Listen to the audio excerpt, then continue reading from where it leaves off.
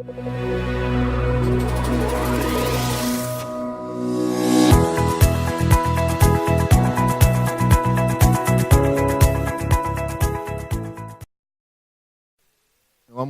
retomando ahora con otro tema que es el del proceso abreviado y las vías alternativas de las cuales va a hablar Gabriel.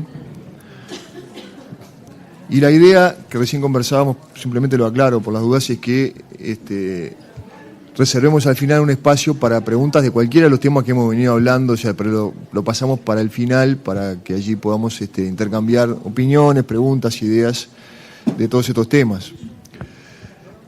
Yo aprovecho nada más que un minuto menos de este tiempo para el abreviado y hago una referencia complementaria a lo que venía hablando sobre la audiencia de formalización. Digo, más allá de los cuestionamientos, dudas teóricas, de esto que veníamos hablando, de la prueba, si es lo mismo, no es lo mismo, la argumentación, la prueba, etcétera, todas cuestiones de índole teórica muy significativas, lo cierto es que tenemos entendido que en general, y eso lo comentan habitualmente los operadores del sistema en el nuevo Código del Proceso Penal, tanto jueces, fiscales, en general también defensores, que está funcionando con fluidez la audiencia de formalización, que este tipo de cuestiones no se están planteando como una cuestión problemática en el día a día, lo cual me parece que era importante también marcarlo, más allá de los cuestionamientos que uno teóricamente quiera plantear sobre el plano normativo, el desarrollo práctico de las audiencias de formalización en general no está planteando mayores inconvenientes.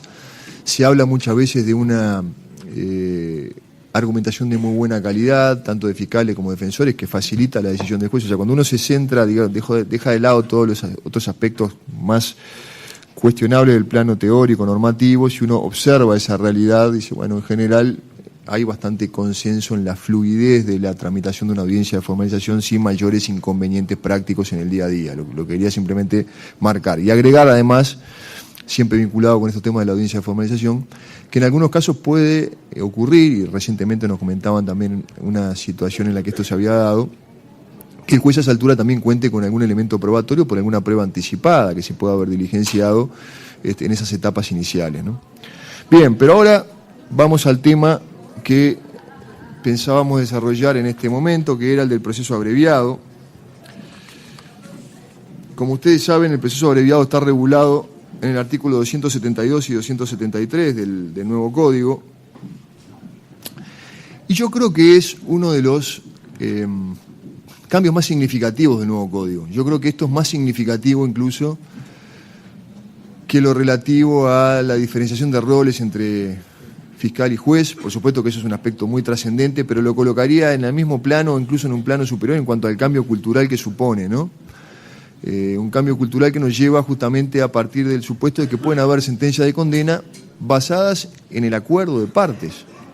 En esencia, no es más que eso, y podríamos resumirlo en ese punto y terminarlo por ahí. El proceso abreviado es eso, es un acuerdo en el cual la Fiscalía y la Defensa, obviamente el imputado tiene una participación especial en este punto, pero lo que se manifiesta, lo que se exterioriza, lo hace obviamente en general el defensor, manifiestan al tribunal ese acuerdo. Y en base a ese acuerdo el juez va a terminar dictando la sentencia, que aunque teóricamente pueda ser una sentencia absolutoria, porque el propio artículo 273 da esa posibilidad, aunque establezca la ley la posibilidad de una sentencia absolutoria, porque tácitamente lo da a entender cuando dice que la sentencia, en caso de ser condenatoria, no podrá superar lo pedido por el fiscal, en la práctica yo creo que va a ser una hipótesis sumamente excepcional si en algún caso se da una sentencia absolutoria en un proceso abreviado. Y con esa referencia inicial en la cual uno plantea que en el fondo en el proceso abreviado se dicta sentencia en base al acuerdo, uno podría, como decía hace unos instantes, resumir y concretar todo lo vinculado con el proceso abreviado, porque esa afirmación encierra otras que se conectan con dudas que había quizá al inicio o en la previa a la entrada en vigencia del nuevo Código sobre el proceso abreviado. Básicamente, ¿cuál era el rol del juez o cuál es el rol del juez en este proceso? Es decir, ¿qué puede controlar el juez en relación al proceso abreviado? Hay algunos aspectos requisitos que yo los omití, pero los menciono muy rápidamente porque están claramente regulados en la ley. Ustedes vieron que el 272 establece que este proceso se aplica para el juzgamiento de hechos cuya tipificación por el Ministerio Público dé lugar a la aplicación de una pena mínima no superior a 6 años de penitenciaría o de una pena de otra naturaleza, cualquiera fuera su entidad. Son pocos los delitos que quedan excluidos, ¿sí? Pero para pensar en hipótesis habituales, por ejemplo, si se tratara de un delito de rapiña, para ir a una hipótesis del día a día, sin ninguna duda se puede aplicar el proceso abreviado, tiene una pena mínima de 4 años, de modo que no entra dentro de los supuestos excluidos por este artículo del proceso abreviado. Eso es una diferencia en un análisis que por supuesto no pretende ser exhaustivo, sino simplemente algún análisis somero de sistemas normativos de la región que contemplan el proceso abreviado, porque es una realidad que en América Latina, en los países que han reformado su proceso penal, es una realidad constante, la del abreviado. Pero el matiz o la diferencia que ubicaba en comparación con otros códigos es que en el nuestro estaba regulado con una extensión mayor que en otros, en el sentido justamente de los supuestos abarcados, porque en algunos casos el abreviado se reserva para delitos que no sean de especial gravedad. Sin embargo, en nuestro sistema procesal penal el abreviado aplica prácticamente a todos los supuestos, dejando de lado algunos casos que ustedes saben que los delitos que tengan una pena mínima que supere los 6 años de penitenciaría son pocos, ¿no? Entonces, en general, hay delitos considerados de gravedad en nuestro sistema que perfectamente pueden, a los que se puede aplicar el proceso abreviado. Eso me parece que es una diferencia, o por lo menos algún matiz con algunos sistemas de la región. Pero volviendo al aspecto que mencionaba al inicio, que creo que es el aspecto central desde el punto de vista conceptual, después vamos a lo práctico de cómo funciona este proceso, porque ya han habido varios casos de sentencias en procesos abreviados. Decíamos que se basa todo en un acuerdo, la condena está basada en un acuerdo. Y ahí el rol del juez es un rol que uno diría más bien un rol de control de algunos requisitos de procedibilidad, requisitos que se exigen en la ley para que se pueda acudir a este proceso. Pero en cuanto al control de la base fáctica y probatoria de una eventual sentencia de condena, yo creo que está claro que en nuestro código no le da prácticamente ninguna entrada al juez en ese sentido. Y por eso lo conectaba con lo que decía al inicio. El juez aquí va a dictar una sentencia basada en el acuerdo. No va a poder dictar una sentencia basada en prueba, porque técnicamente no ha percibido ninguna prueba a esa altura del proceso, porque además el diseño del proceso abreviado apunta a que se le presenta al juez un acuerdo, y salvo hipótesis en las cuales, bueno, el juez puede eventualmente considerar ya en el plano de la valoración final al dictar la sentencia que, por ejemplo, los hechos contenidos en la acusación no tipifican un delito, para ir a una hipótesis puntual, ¿no? O algún supuesto de manifiesta improponibilidad que la defensa no haya podido considerar, por eso estoy hablando de hipótesis sumamente raras o excepcionales. El juez no va a tener otros, salidas que no sean la de la propia condena, porque no tiene en la regulación del código elementos o herramientas que le permitan valorar la prueba y eventualmente decir, no, este acuerdo no me cierra desde el punto de vista probatorio, lo que se alega en la acusación no está corroborado por la prueba, porque, repito, insisto, y parto de la referencia o reflexión práctica para después llevarla también al plano más sistemático del código.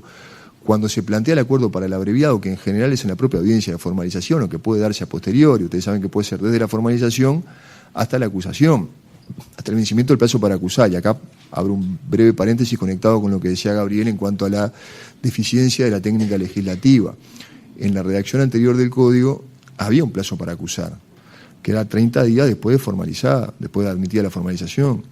Mientras que ahora no hay un plazo. Al modificarse esta normativa y establecerse que el fiscal tiene un plazo de 1 año para investigar una vez que se admitió la formalización, que además puede ser prorrogado, no se previó un plazo para acusar, lo cual, sin pretender ingresar decididamente en ese punto, nos puede generar dificultades al momento de interpretar esta norma. ¿Hasta cuándo se puede admitir el abreviado? Yo creo que la interpretación coherente y lógica sería sostener que es admisible el acuerdo para la tramitación del proceso abreviado mientras no haya una acusación deducida o formulada por la Fiscalía, porque técnicamente no es que haya un vencimiento de plazo para acusar, porque no lo hay, realmente no hay un plazo previsto para acusar, sin perjuicio de las derivaciones interpretativas que eso puede tener y que pueden llevar a pensar, bueno, si hay un plazo de 1 año para investigar, eventualmente prorrogable, ahí vencería el plazo para acusar, o no. Es un tema bastante más delicado en el cual preferiría no ingresar en este momento.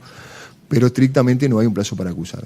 Hasta que el fiscal no haya acusado, yo creo que no hay ningún inconveniente en el acuerdo para el abreviado. Pero, insisto, lo frecuente, lo habitual, por lo menos hasta ahora, obviamente con un mes apenas de vigencia del nuevo código, es que estos acuerdos se den en la propia audiencia de formalización.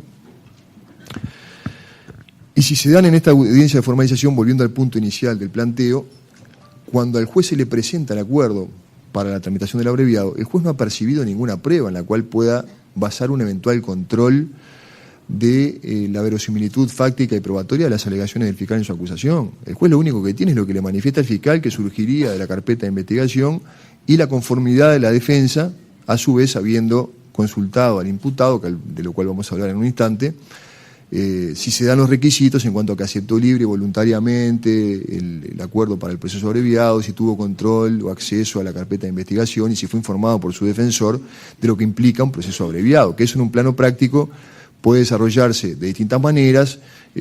Lo que a veces plasman las sentencias que yo he visto del proceso abreviado es un control más bien formal, en el cual el juez le pregunta, bueno, básicamente si prestó su consentimiento en forma libre y voluntaria, si sabe lo que significa la tramitación del abreviado y si renuncia libre y voluntariamente a la tramitación de un proceso ordinario, si tuvo acceso a la carpeta de investigación a través de su defensor. Básicamente son esas las preguntas que se hacen, muy puntuales, pero es un control básicamente formal al cual ahora quiero aludir con un poco más de detalle. Insisto entonces en ese primer punto, que después por supuesto podremos debatir con más detenimiento, pero en esencia el juez, desde una perspectiva práctica, no tiene herramientas para poder controlar la adecuación fáctica de las alegaciones que están contenidas en la acusación, que a su vez se le presenta en base a un acuerdo. Y por otro lado, en un plano normativo, la ley da pautas claras de que el acuerdo entre las partes exime de la necesidad de la prueba, por lo menos en este proceso. Yo creo que es clara esa solución en el Código, apunta a eso. Si al juez se le presenta el acuerdo entre las partes en relación a los hechos, en definitiva el juez no debe ingresar a controlar aspectos probatorios vinculados con esos hechos. A lo cual hay que agregarle en el mismo plano normativo, pero también con una proyección práctica muy clara, que el juez no tiene tampoco ninguna iniciativa probatoria en el nuevo código. Entonces, aunque quisiera, eventualmente, saliéndonos de toda esta sistemática que estamos viendo, tampoco podría disponer de oficio medidas probatorias.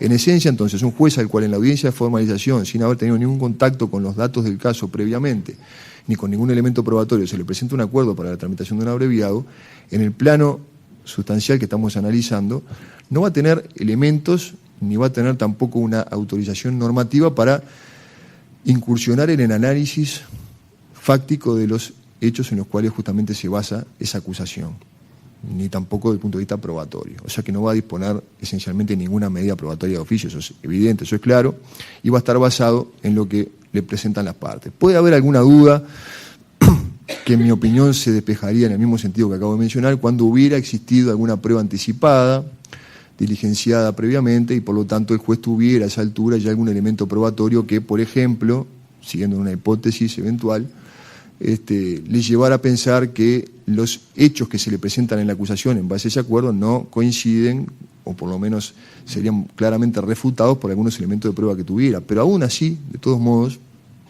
entiendo que el juez no tiene herramientas sistemáticas en la normativa para incursionar en un análisis probatorio de ese aspecto, porque no hay que perder de vista que la prueba anticipada puede conformar también un panorama parcial de los elementos probatorios. Y si las partes acordaron y el juez después dijera, no, miren, esta acusación en realidad está claramente refutada por otros elementos de prueba que yo ya tengo en el expediente como prueba anticipada y por lo tanto no voy a hacer lugar a la acusación, la Fiscalía también podría decir, pero mire que si yo hubiera seguido hacia el momento de la acusación y la audiencia de juicio, podría haber aportado otros elementos complementarios. Digo, nos quedamos aquí justamente porque tenemos un acuerdo y un acuerdo probatorio. De modo que yo en general, aún en esas hipótesis que pueden ser un poco más vidriosas, entiendo que el juez no tiene potestades para una valoración o confrontación de ese acuerdo con eventuales aspectos probatorios que pudieran surgir, por ejemplo, de una prueba anticipada. Eso se puede ser una opinión más controversial, pero me parece que esa es la solución que fluye del Código.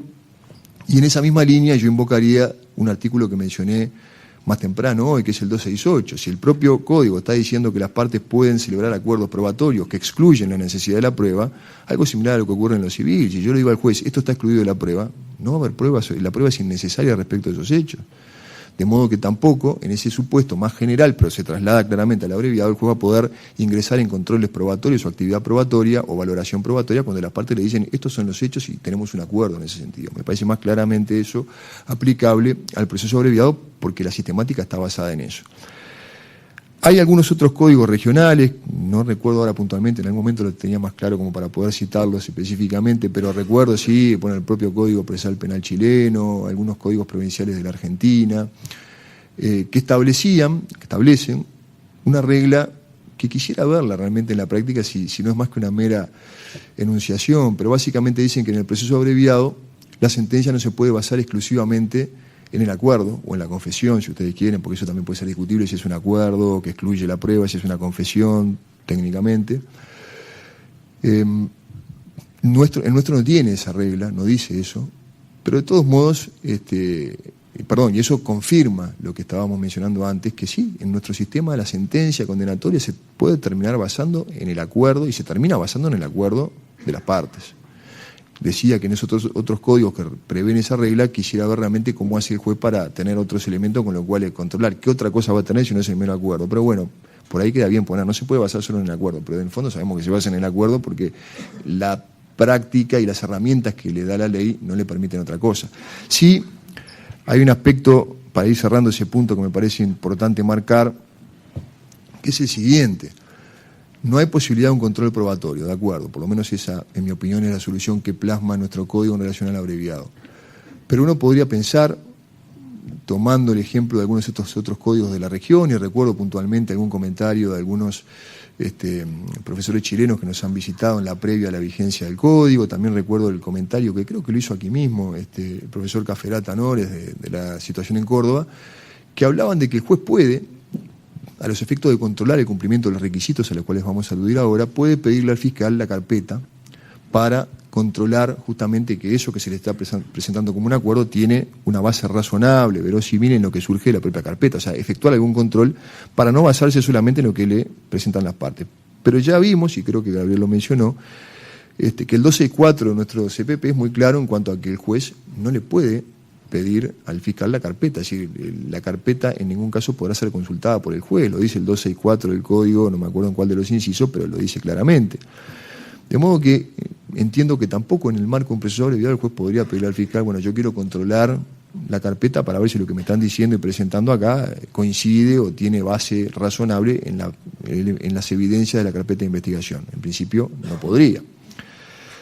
Si miramos, por ejemplo, algún antecedente reciente, hay más, pero recuerdo esta puntualmente por ser una de las primeras, no digo que fuera la primera, pero es una sentencia en un proceso abreviado, la sentencia número 1 del 2017, del 2 de noviembre, apenitas entrado en vigencia del código, una sentencia justamente de condena basada en un abreviado, y si uno mira esa sentencia, no la voy a citar aquí específicamente, pero cuando hace referencia a los fundamentos son la carpeta, los elementos que surgen de la carpeta de investigación y el acuerdo de las partes. No hay otro elemento que tome en cuenta el juez en ese caso más que eso, que es lo que se le presenta en la audiencia. De modo que, para cerrar ese punto, sin perjuicio que después lo podamos seguir conversando, creo que está claro que el juez, en el fondo, si bien esto no se traduce en una homologación, técnicamente hablando, de un acuerdo, en el fondo hay una actividad que se resume en eso, básicamente. Si el juez controla los aspectos formales del acuerdo, y si se cumple con los requisitos, va a basar su sentencia finalmente en ese acuerdo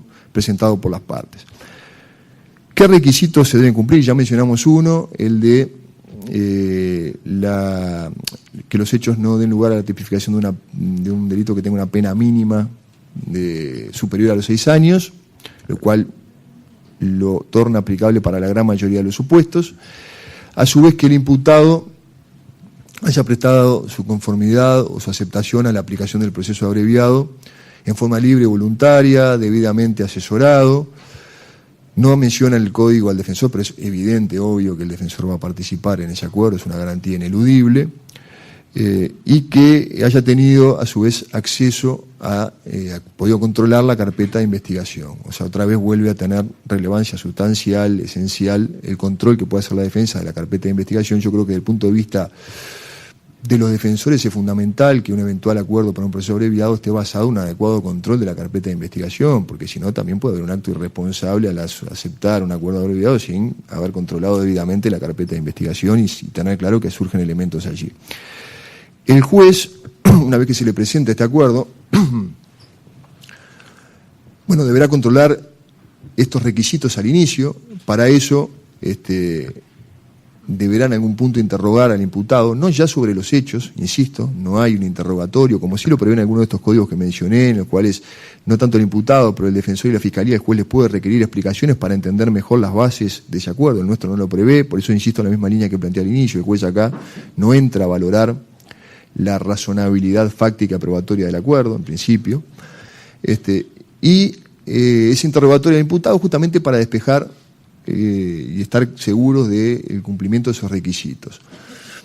Ahí puede entrar incidentalmente una cuestión que daría para mucho más, yo la voy a simplemente plantear, después si les interesa y hay tiempo, por supuesto que la podemos conversar, aunque otra vez remita a cuestiones más de derecho constitucional que específicamente procesal, pero es justamente si ese consentimiento al cual el juez alude cuando le pregunta al imputado es realmente, verdaderamente un consentimiento libre y voluntario, aunque así lo manifieste el imputado. Hay quienes cuestionan justamente que ese consentimiento, sobre todo cuando el sujeto está detenido, sea verdaderamente libre y voluntario, o sea, la adecuación de ese consentimiento a los parámetros de lo que es justamente el consentimiento válido puede ser discutible desde esa perspectiva, y hay otras opiniones que también apuntan a cuestionar la constitucionalidad y la adecuación de esta solución del abreviado a las normas, por ejemplo, de la Convención Americana, entendiendo que podía estar suponiendo una renuncia a lo que es el debido proceso, es una condena que no está basada en un previo juicio, como establece el artículo 12 de la Constitución,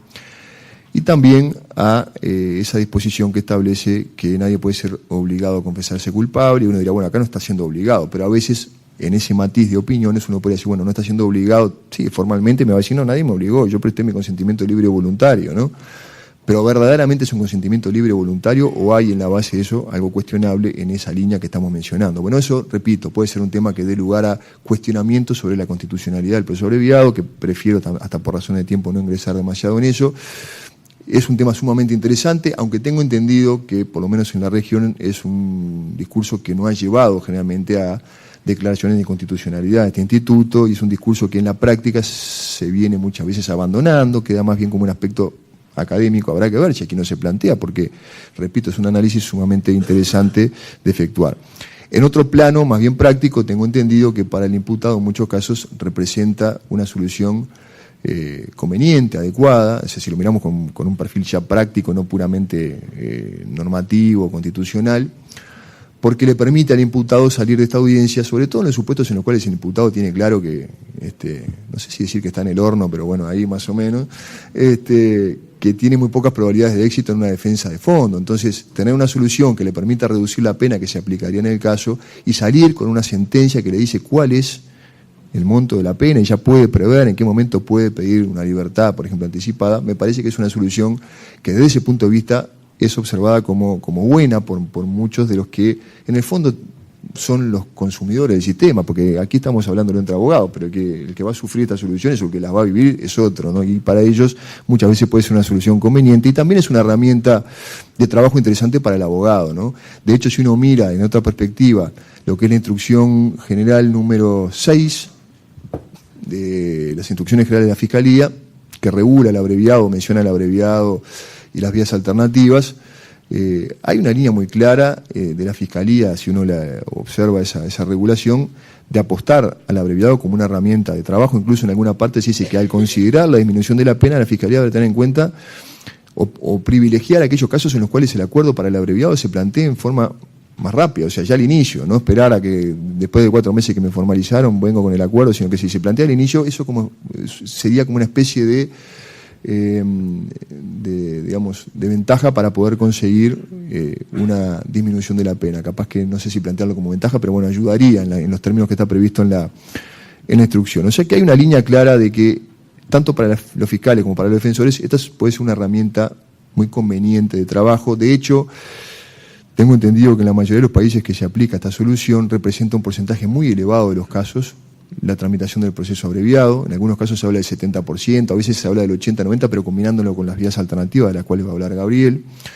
Reservando entonces las audiencias de juicio para porcentajes muy pequeños de los casos penales, aquellos que tienen cierta complejidad probatoria y en los cuales básicamente la defensa cuestiona, por ejemplo, la imputación, que en muchos casos lo que busca es, bueno, una pena menor, y a eso apunta justamente esta solución del abreviado. Se habla en ese sentido de un proceso de mercado como fundamento base de esta solución. Hay, por supuesto, otras razones, pero en definitiva no hay ninguna duda que en términos de economía procesal, de economía de recursos, etcétera, esto es una solución muy adecuada si lo miramos desde esa perspectiva, porque entonces permite reservar la energía y todo lo que requiere la tramitación de un juicio, me refiero a la audiencia de juicio, prueba, etcétera, a aquellos casos que realmente lo requieran. Y esto es una solución muy útil en muchos otros casos. Si tenemos que concentrarnos, porque no hay mucho tiempo para desarrollar estos temas, ya le tengo que dando la palabra a Gabriel, pero si tuviéramos que concentrarnos en algunos aspectos de procedimiento, bueno, uno podría pensar en un plano conceptual que hay dos momentos en esta audiencia. Pensemos que esto se plantea en la audiencia de formalización. En un primer momento en el cual se le plantea al juez la existencia de un acuerdo y el juez debe controlar el cumplimiento de los requisitos. O sea, el control de admisibilidad que hace el juez es el primer momento en función del planteo que le hacen las partes, que lo hará habitualmente la Fiscalía, y la defensa va a decir en general que sí, que está de acuerdo con lo que plantea la Fiscalía, que han llegado a un acuerdo. Ese acuerdo en general se va a poder negociar antes, en lo previo a la audiencia. Por eso es muy importante que la defensa tenga un tiempo suficiente para analizar la carpeta y conversarlo con su cliente. En ese momento de control de admisibilidad, el juez también tiene que interrogar al imputado en los términos que veníamos comentando hoy. Hay una cuestión que parece menor, pero me parece que es importante, es una apreciación más bien práctica, pero me parece importante marcarla. Es importante en este control de admisibilidad que el juez verifique, se convenza de que la aceptación por parte del imputado es una aceptación plena, libre y voluntaria, porque si hubiera alguna duda planteada por el imputado, por ejemplo, que le dijera, mire, no, yo en realidad no estoy de acuerdo con lo que acaba de decir el fiscal, no fue así, pero mi abogado me dijo que me convenía aceptar el acuerdo. Bueno, si sale así, evidentemente el cumplimiento de la aceptación, pero esa que parece algo medio jocoso puede darse en la práctica, ¿no? Porque el imputado, que muchas veces puede pasar y diga, no, yo en realidad acá, yo no tuve nada que ver, pero, o bueno, al principio estaba de acuerdo en que lo mandaran al frente, pero después cuando está frente al juez y ve todo lo que se le viene, dice acá, y cambia. Bueno, si no hay una manifestación clara, terminante de que acepta, si hay un cuestionamiento de lo que acaba de decir el fiscal, el juez no debería aceptar la tramitación del abreviado. Eso me parece que es un aspecto que, si bien tiene un perfil práctico, era importante marcarlo, ¿no? Y creo que eso se puede llegar a dar en más de un caso, ¿no? Luego podríamos pensar eso mismo, pero ya más en una hipótesis o en un momento más avanzado, cuando ya hay una condena pero eso sería una derivación más complicada. El imputado ya condenado se arrepiente de eso que le aconsejaron hacer, dice, no, yo en realidad soy inocente y quiero demostrarlo, me hicieron ir al frente por la razón que fuera, pero en realidad yo no quiero esto. Si puede o no puede impugnar esa resolución, mediante qué recursos, puede apelar la sentencia. Bueno, yo creo que la puede apelar, lo hará generalmente con otro defensor y tendrá que demostrar, pero son unas conclusiones más polémicas, ¿no? Porque en definitiva hay una base de acuerdo en eso. Podemos pensar también en un recurso de revisión, llegado el momento, ¿no? Eso derivaría en muchas otras cosas, pero lo traje a colación vinculado con esa idea del confeso arrepentido a posteriori, ¿no? Bien, y luego volviendo al aspecto de procedimiento, luego de ese momento de control de admisibilidad vendrá propiamente hablando la acusación, la aceptación por parte de la defensa, que suele ser algo muy básico, estando de acuerdo con lo que acaba de plantear la Fiscalía, no hay un desarrollo, todo eso se plantea oralmente, aunque es muy común que también la Fiscalía lleve una referencia escrita en ese sentido, y la sentencia del juez que se tiene que dictar en la propia audiencia, que como sabemos no puede imponer una pena mayor a la solicitada por el fiscal. Eso es manifestación típica del principio acusatorio, congruencia con carácter general. Podría eventualmente, como dijimos, imponer una pena, absolver, pero es una hipótesis teóricamente sumamente excepcional que ni siquiera sé si se llegará a dar. Y después pueden haber otro tipo de cuestiones o preguntas, hay muchas, y ya para ir redondeando marcaré algunas, pero bueno, si tenemos tiempo al final podremos seguirlo conversando. Para empezar, si la víctima tiene alguna participación en esto, yo entiendo que no está prevista la participación de la víctima. Por supuesto que he oído algunas opiniones basadas en algún artículo del código, pero yo creo que lo que puede tener participación es en otros aspectos, pero no en este del abreviado, que no lo contempla. Esto es un tema ante la Fiscalía, la defensa y el imputado. Obviamente que siempre será conveniente para la Fiscalía contar con el consenso de la víctima para evitar justamente la conflictividad que eso puede generar, pero la víctima puede manejarse sola en este punto la Fiscalía sin la víctima, ¿no?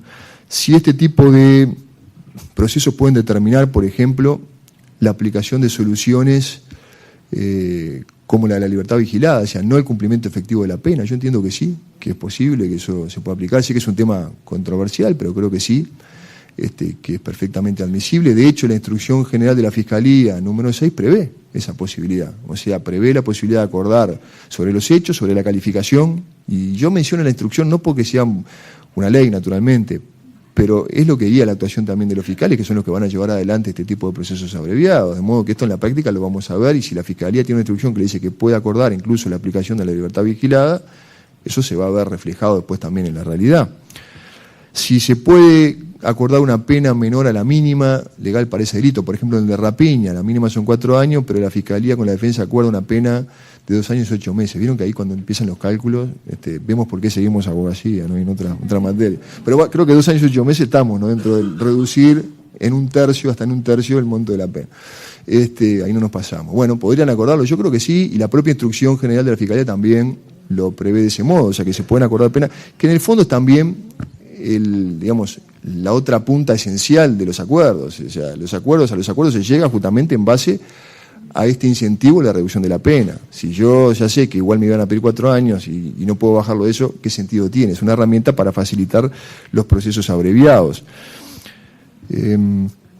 Bueno, sé que quedan muchas otras preguntas para ir planteando, estoy excedido del tiempo, pero por lo menos quería plantearles esas referencias iniciales. Tenía algunas otras preguntas para poder compartir con ustedes, pero bueno, quizá lo que podemos hacer es, en ese espacio de tiempo que va a quedar luego, analizar ese tipo de cualquier inquietud, duda o comentario que quieran hacer sobre el abreviado y los otros temas de los que estuvimos hablando. Yo creo que en el día a día se viene manifestando como una herramienta de suma utilidad, más allá de las discrepancias teóricas que puedan haber.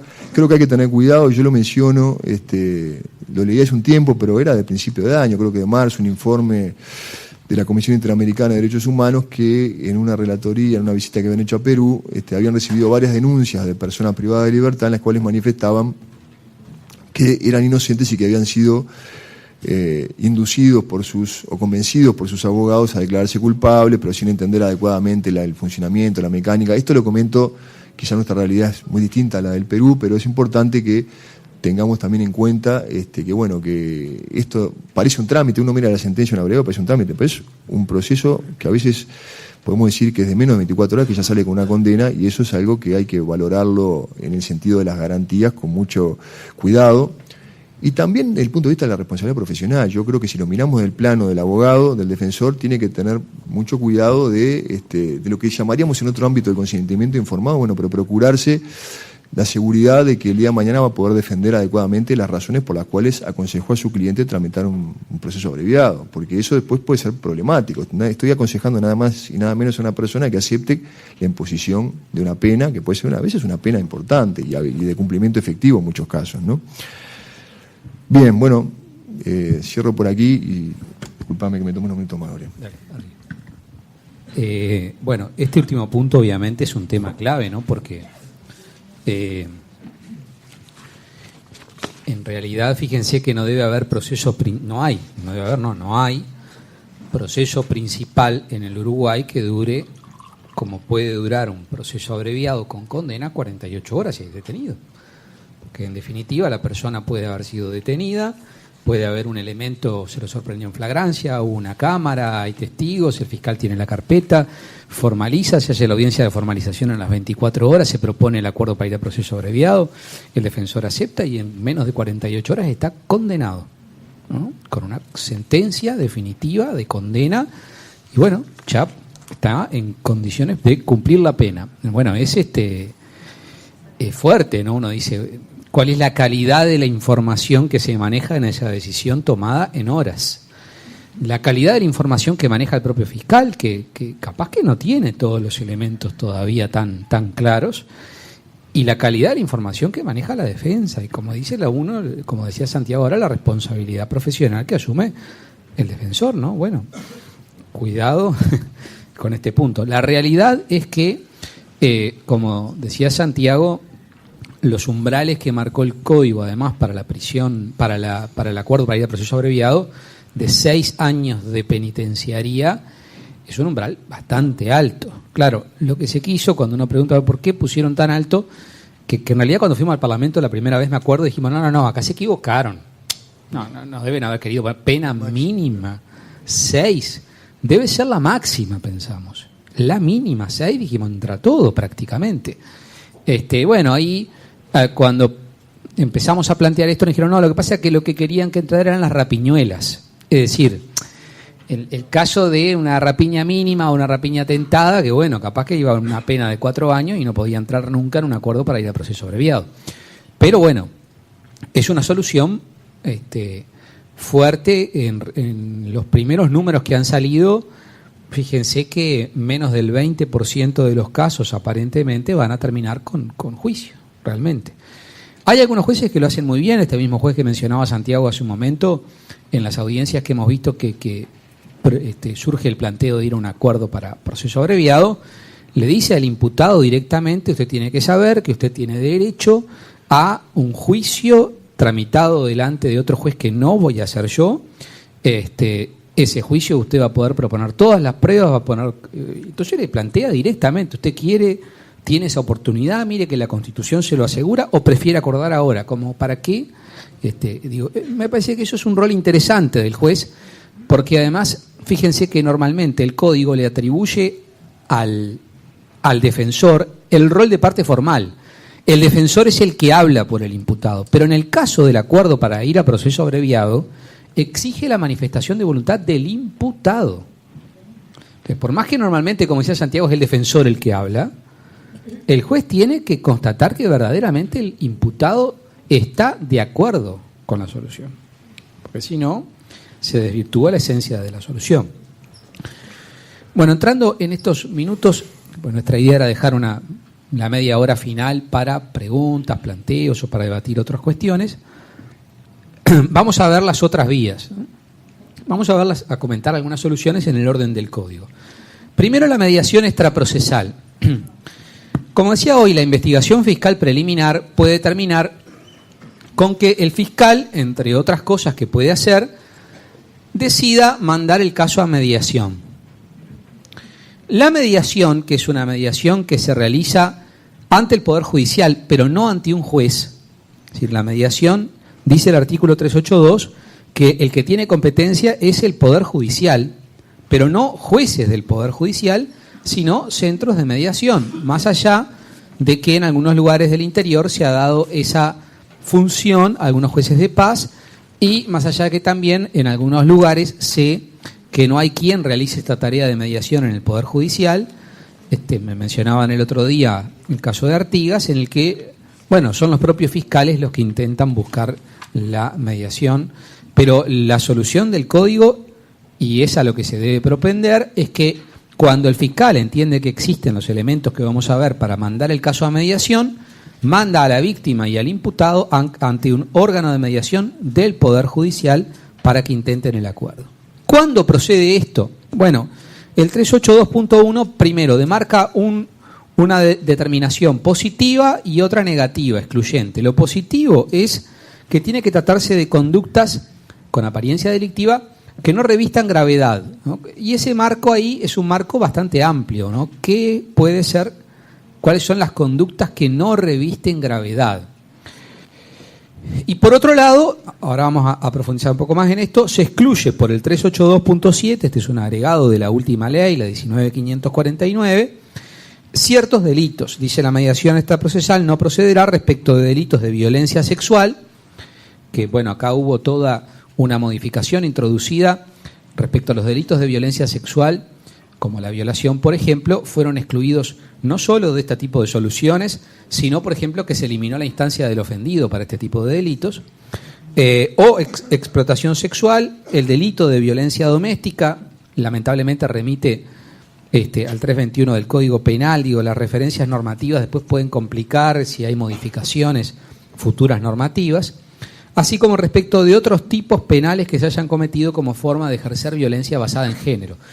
En todos estos casos el fiscal no puede mandar el caso a mediación. Ahora, excluidos esos casos, todos los demás, ¿cuáles serían los que no revisten gravedad? Porque además el Código utiliza un concepto parecido cuando regula el principio de oportunidad. El artículo 100, una de las 3 hipótesis del principio de oportunidad, si miramos el 100, la primera hipótesis,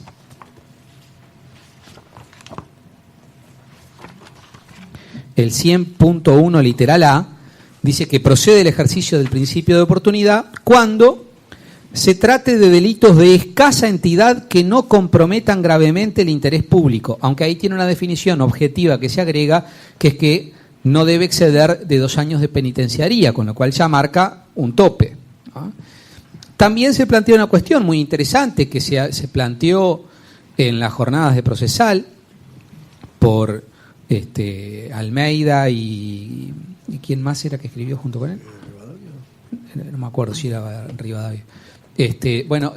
2 aspirantes de la cátedra de procesal que plantearon un tema bien interesante que es, ¿qué pasa cuando ocurre un delito que no reviste gravedad? El fiscal debe ejercer el principio de oportunidad para, manifestar su voluntad de no seguir adelante con la persecución penal, en cuyo caso debe dictar un acto motivado, como decíamos hoy, que lo debe comunicar a la víctima, al denunciante y al juez, que podrían pedir el reexamen del caso, o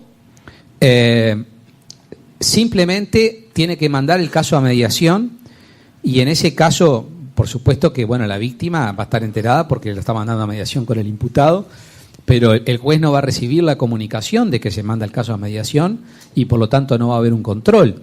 Es decir, la mediación es el mandar el caso a mediación, ya excluye el deber del fiscal de llevar adelante la persecución, porque recuerden que la regla es que el fiscal debe llevar adelante la persecución. La otra pregunta es, porque los supuestos son muy parecidos. Entonces, ¿qué tiene que hacer? ¿Ejerce el principio de oportunidad y lo manda a mediación? ¿Qué pasa si después la mediación fracasa? Si no ejerció el principio de oportunidad y lo manda a mediación y la mediación fracasa, después que vuelve, ¿puede ejercer el principio de oportunidad? Ahí hay una nube, porque quedó un poco vaga, pero no porque esto se haya pensado originalmente, porque el principio de oportunidad apareció en la regulación original, tuvo alguna modificación después, mínima, pero esta solución de las vías alternativas apareció con la 19436. Entonces, el tema es compatibilizar 2 soluciones que pueden estarse cruzando. La otra cuestión que se plantea en relación a la mediación extraprocesal es, por supuesto, normalmente el fiscal va a mandar a mediación si ve que existe un ambiente, más allá de que el delito revista o no revista gravedad. Si el imputado y la víctima ve que están en posturas absolutamente irreconciliables, no debería mandar el caso a mediación, no tiene ningún sentido. Se supone que el fiscal habrá explorado esta posibilidad con los 2 interesados y ve que existe, más allá que después pueda fracasar.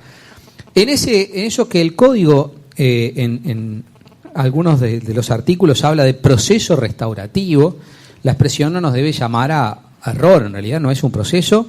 Es justamente, como dice el Código, una mediación extraprocesal, es actividad no jurisdiccional, es un funcionario que busca llegar a un acuerdo de mediación para justamente no ir a proceso. En ese llamado proceso restaurativo no hay necesidad de asistencia letrada, no es preceptiva. Cuando fuimos al Parlamento por esto, algunos manifestamos nuestra inquietud porque en definitiva se podrían estar tomando decisiones muy relevantes en esos acuerdos que se puedan lograr en la mediación extraprocesal, no solo en el plano civil, sino hasta desde el punto de vista penal. ¿Qué pasa si, por ejemplo, el imputado no acepta el acuerdo con la víctima y después termina con que el fiscal decide formalizar, porque no ejerció el principio de oportunidad, por ejemplo, o decide no ejercerlo, y termina sometido a un proceso penal que capaz que si hubiera sido debidamente asesorado hubiera buscado la fórmula de la mediación? Pero se excluyó la asistencia letrada, creo que más que pensar que los abogados podemos ser un obstáculo para la mediación, lo que habría que pensar es en capacitar a los abogados para la mediación. Creo que en este sentido tenemos que los abogados trabajar mucho en fórmulas de negociación, negociaciones que de repente en el anterior sistema podían llegar a existir, conversaciones acerca de definiciones estratégicas de cómo podía ir el juicio por un lado o por el otro, pero que ahora están arriba de la mesa como una vía absolutamente habilitada y a la que se puede encaminar la solución del conflicto penal. Entonces los abogados tenemos que prepararnos para esto. Si hay acuerdo, el Poder Judicial es quien tiene que controlar el cumplimiento. Así que el fiscal, una vez que manda el caso a mediación, se desentiende absolutamente del tema. Después es un tema del Poder Judicial el de controlar el cumplimiento del acuerdo logrado en la mediación. La otra figura es la suspensión condicional del proceso, en este análisis que estamos haciendo de todas las figuras de los acuerdos. La suspensión condicional puede alcanzarse desde la formalización hasta que venza el plazo para acusar, dice el Código. Es decir, que es el supuesto en el que el fiscal investigó, entendió que había elementos objetivos suficientes para formalizar, formalizó, y luego de presentada la formalización, entiendo que cuando el Código habla de formalización en estos artículos se refiere a la solicitud de formalización, no tiene por qué tampoco existir ya la audiencia de formalización ni la admisión de la formalización. Bueno, ahí dice el Código, y hasta que venza el plazo para acusar, como decíamos hoy, no hay en realidad expresamente ningún plazo previsto en la norma para acusar. Coincido con lo que decía recién Santiago, lo mismo que para el proceso abreviado, porque la solución es la misma. El acuerdo para ir a la suspensión condicional puede lograrse, en definitiva, hasta que el fiscal acuse. Mientras el fiscal no haya acusado, se puede lograr el acuerdo de suspensión condicional. En rigor, lo que el Código llama suspensión condicional del proceso es un acuerdo para no ir al proceso principal. Es decir, el proceso se va a quedar en esa etapa preparatoria, que es la formalización. Se podrá haber llegado a la audiencia de formalización, normalmente se hace en la misma audiencia de formalización, pero lo que se acuerda es no ir a juicio, no ir a un proceso penal principal. ¿Cuándo procede este acuerdo? Que también es un acuerdo, al igual que el acuerdo para ir a proceso abreviado, es un acuerdo entre el fiscal y el imputado con la defensa. Este acuerdo, además del requisito temporal que acabo de mencionar, puede lograrse, dice el artículo 383, cuando no exista interés público en la persecución y cuando la gravedad de la culpabilidad no se oponga a ello. Bueno, estos son conceptos de una indeterminación extraordinaria y nos plantean el problema de saber cómo hace el juez, si es que tiene, primero vamos a ver si es que tiene que controlar estos requisitos y cómo los controla en su caso, porque son conceptos de una indeterminación bastante grande. En este caso, la determinación de los supuestos en que se puede realizar la suspensión condicional es negativa porque se dice cuándo no procede, y no procede si la pena mínima prevista en el tipo supera los 3 años. O sea, está claro que la suspensión condicional, por ejemplo, para una rapiña no es posible. B, cuando el imputado se encuentre cumpliendo una condena, así que si ya está cumpliendo una condena previa, no puede, por otro delito que se le haya imputado, ir a un acuerdo para suspender condicionalmente el proceso, o cuando tuviera otro proceso con suspensión condicional en trámite, es decir, en otro gestionó una suspensión condicional, no puede después en el segundo volver a intentar la suspensión condicional. También, como requisito, el artículo 385, se requiere que el imputado haya manifestado su consentimiento en forma libre, voluntaria, y que haya sido debidamente instruido del alcance del instituto y de las obligaciones que asume. Es decir que acá también el foco se pone en el imputado, más allá del asesoramiento de la defensa, que en la decisión participe verdaderamente el imputado, que debe estar de acuerdo y debe ser debidamente informado acerca de cuál es la que implica este acuerdo de no ir a juicio y qué obligaciones o condiciones está asumiendo, porque el acuerdo implica el contenido, no ir a juicio a cambio de ciertas obligaciones o condiciones que asume el imputado, cuyo plazo de cumplimiento nunca puede exceder de los 2 años, como máximo. Cuando se logra este acuerdo, el fiscal debe pedir la convocatoria a una audiencia. Generalmente, en los casos que ha habido, se ha logrado en la propia audiencia de formalización, y en esa audiencia someterle al juez el acuerdo y manifestar la voluntad de las partes de no ir a juicio. ¿Qué es lo que tiene que controlar el juez? Tiene que controlar, el código dice que puede rechazar el acuerdo y menciona dos supuestos. A, cuando concurra alguno de los impedimentos establecidos en el artículo anterior, el 384, es decir, que la pena mínima supere los 3 años, que haya una condena anterior o que haya utilizado el instituto de la suspensión condicional en otro asunto que esté en trámite. Eso, si ocurre alguno de esos 3 supuestos, el juez excluye, para lo cual tendría que tener, la planilla, tendría que conocer esos antecedentes. Si las partes no se los proporcionan y además no puede ejercer la iniciativa probatoria, el control ahí también va a tener alguna limitación. B, cuando las condiciones u obligaciones acordadas atenten contra los derechos humanos o menoscaben la dignidad del imputado. Este es un control del contenido del acuerdo, es decir, que el imputado esté asumiendo una obligación menoscabante para su dignidad o que atente contra derechos humanos suyos.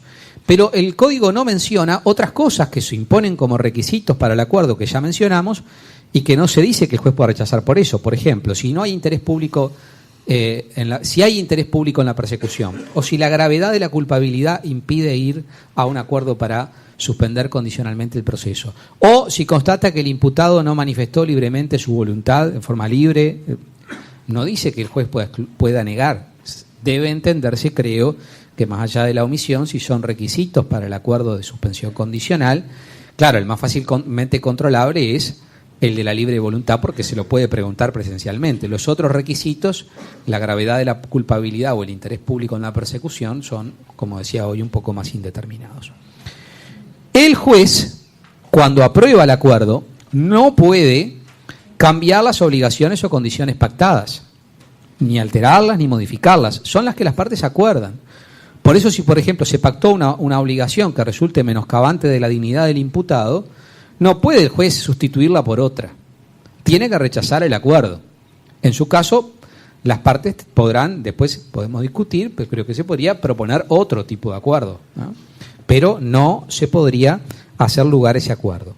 ¿Qué obligaciones se pueden asumir? Bueno, hay una cantidad que están en el 386 a título de ejemplo, porque al final se dice que puede ser cualquier otra análoga.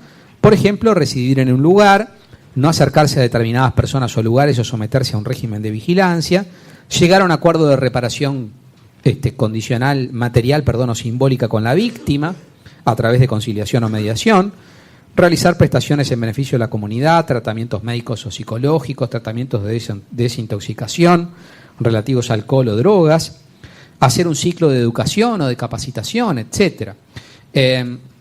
Cuando esto surgió, lo único que teníamos era lo que había ocurrido en otros países. Entonces, el ejemplo clásico que se ponía cuando mencionábamos esto era el de Arturo Vidal. ¿Se acuerdan? En la Copa América de Chile, cuando chocó un auto, no me acuerdo muy bien cómo fue el incidente, fue sometido, a una formalización y llegó a un acuerdo de suspensión condicional que implicaba la obligación de Arturo Vidal de pedir perdón públicamente. Bueno, ese pedido público de perdón fue la obligación que asumió una reparación simbólica. Ocurrió también en Rivera ahora, en este caso cuando llevaban al detenido por este asunto, ¿no? Ahí hubo gente que en el momento que la policía llegaba al juzgado que tuvo alguna conducta un poco violenta o amenazante con la policía. En ese caso también el acuerdo fue que se pidiera disculpas a la policía, que por lo que vi, además del pedido de disculpas, vinieron las recriminaciones de vuelta, pero en definitiva hubo algo, y a mí me parece que esto es algo interesante, sin creer, no creo en el mundo idílico, pero creo que este tipo de soluciones aportan un granito de arena a otras formas de composición del conflicto, ¿no? Esto genera simbolismos. Hay algo que dice Binder que es muy interesante, que es un poco la teatralización de la composición, de las formas de composición penal, ¿no? Es decir, que un poco que estamos representando roles que llegan a la sociedad, ¿no?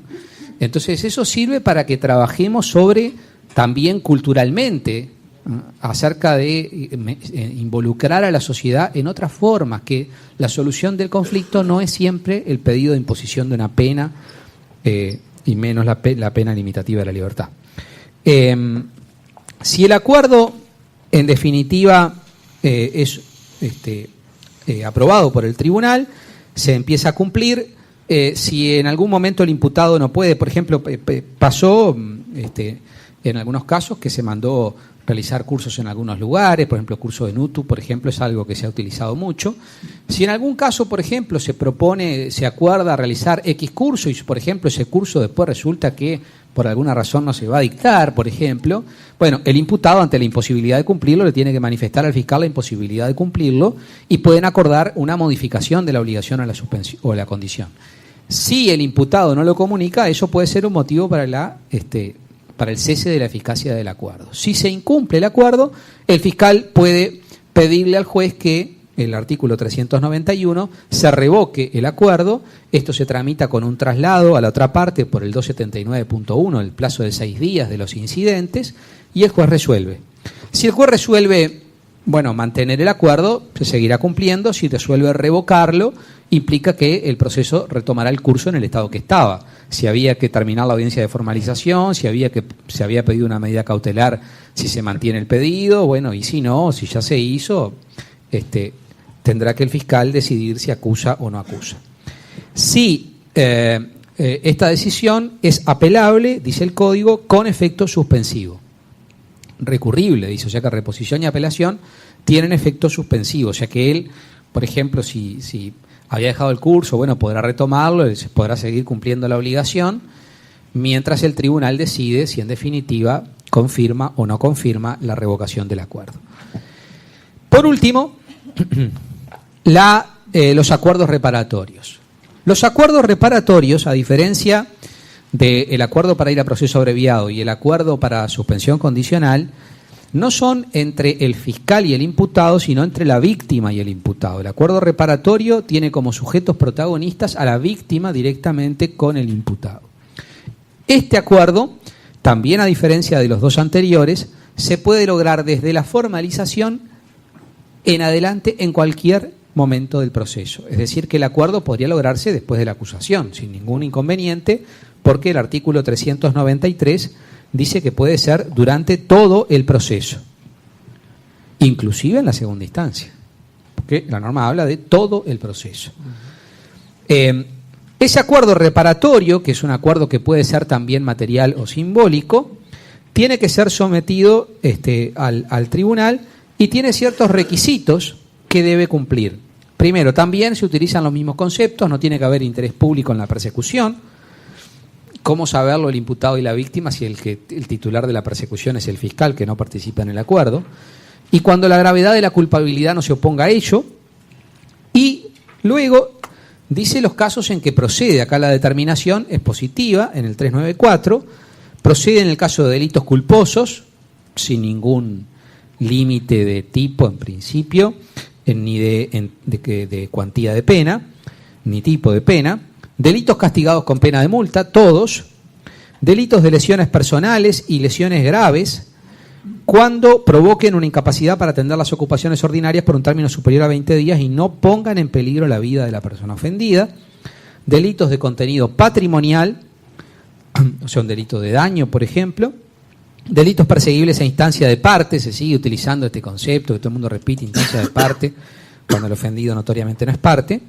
En realidad se refiere a la instancia del ofendido, excepto delitos contra la libertad sexual.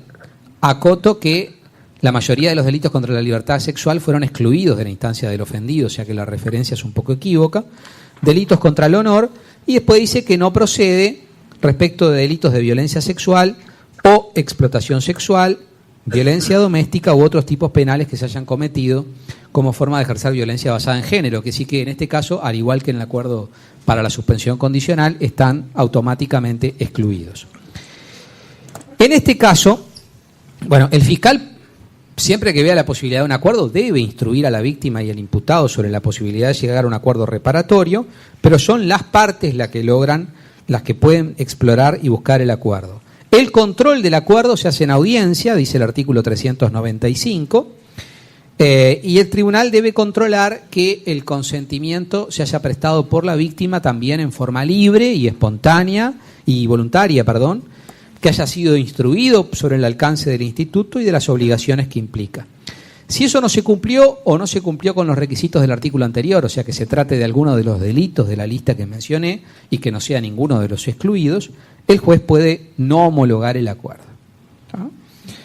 También entiendo que podría no homologarlo si no se diera el requisito temporal, lo que pasa que acá el requisito temporal es bastante laxo.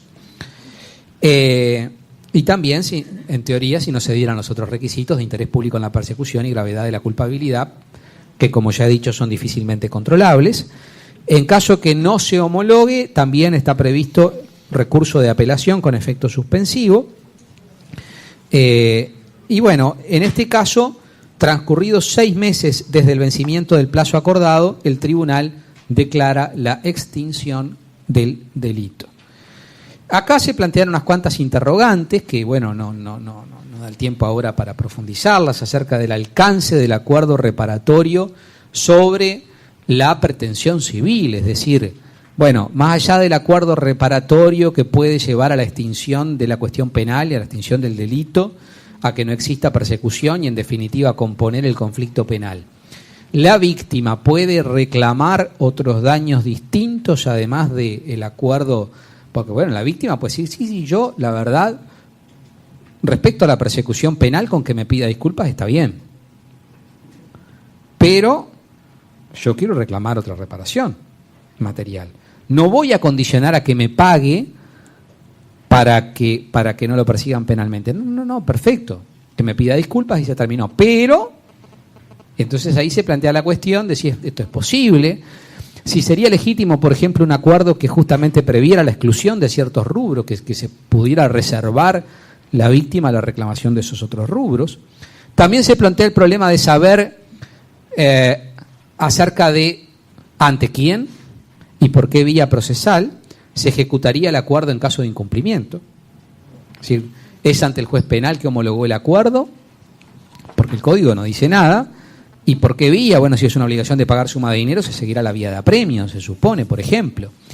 El juez penal es competente solo en materia penal. Y cuando se regula la pretensión civil y la pretensión penal, como ustedes saben, no hay duda que la competencia para la pretensión civil corresponde al juez civil y que tramita el proceso civil con absoluta independencia del penal. En esto no hubo ningún cambio, se mantiene la solución que nos rige desde el año 92, 93, aquella ley que modificó el régimen de la pretensión civil después del CPP del 80. Pero el código no dice nada, entiendo de todos modos que debería entenderse como la competencia de los jueces penales es la que está atribuida en las normas generales sobre competencia y las competencias de los jueces de la materia civil es en cierto modo una competencia residual que comprende a las que no están comprendidas en los demás, debería ser un juez civil competente en la materia genéricamente llamada civil, pero bueno, podría alguno plantear la duda. Y en cuanto a la vía, creo que debería irse por las vías de ejecución del CGP.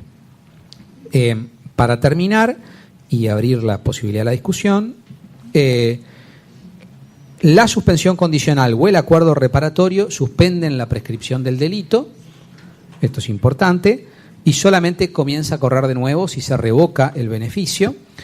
También tengan presente que si se revoca y después se formaliza y se lleva adelante el juicio, cualquier elemento, información, elemento de la investigación, etcétera, que se haya utilizado en el proceso para el acuerdo, no se puede trasladar como prueba al juicio.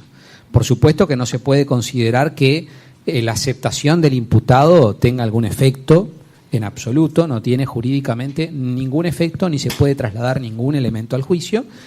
Y lo último, el artículo 400 prevé que siempre es posible en estos asuntos de suspensión condicional o acuerdos reparatorios, como puede haber en el acuerdo para ir a proceso abreviado, como el fiscal acusa y el juez sentencia, no va a haber proceso ulterior. Salvo que naturalmente se revoque o se anule por una sentencia dictada por un superior o una revisión, etcétera. Pero en el acuerdo reparatorio y en la suspensión condicional puede haber incumplimiento, puede haber revocación y puede haber proceso posterior. Entonces, el artículo 400 prevé que el fiscal debe en realidad tomar las medidas necesarias para preservar elementos de la investigación. Porque puede ser que en definitiva el acuerdo fracase y él pierda elementos de la investigación. Tiene el deber de preservar elementos para el caso que mañana exista una persecución penal. Bueno, y con esto terminamos esta parte, digamos, de exposición, y si les parece abrimos a que ustedes puedan hacer planteos, preguntas, observaciones, lo que les interese, acerca de todos los temas que vimos o alguna otra cosa que quieran plantear, naturalmente. Así que nos escuchamos. Sí, ahí quieren... No sé si me llevo el micrófono. Llevo.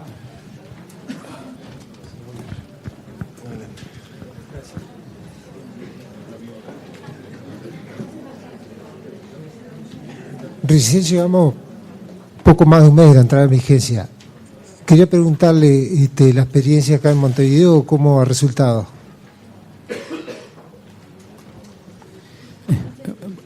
Justo, ¿cuándo fue? ¿Ayer? No, antes de ayer. Antes de ayer. Claro, nosotros estamos más o menos como un murguista en febrero, ¿no?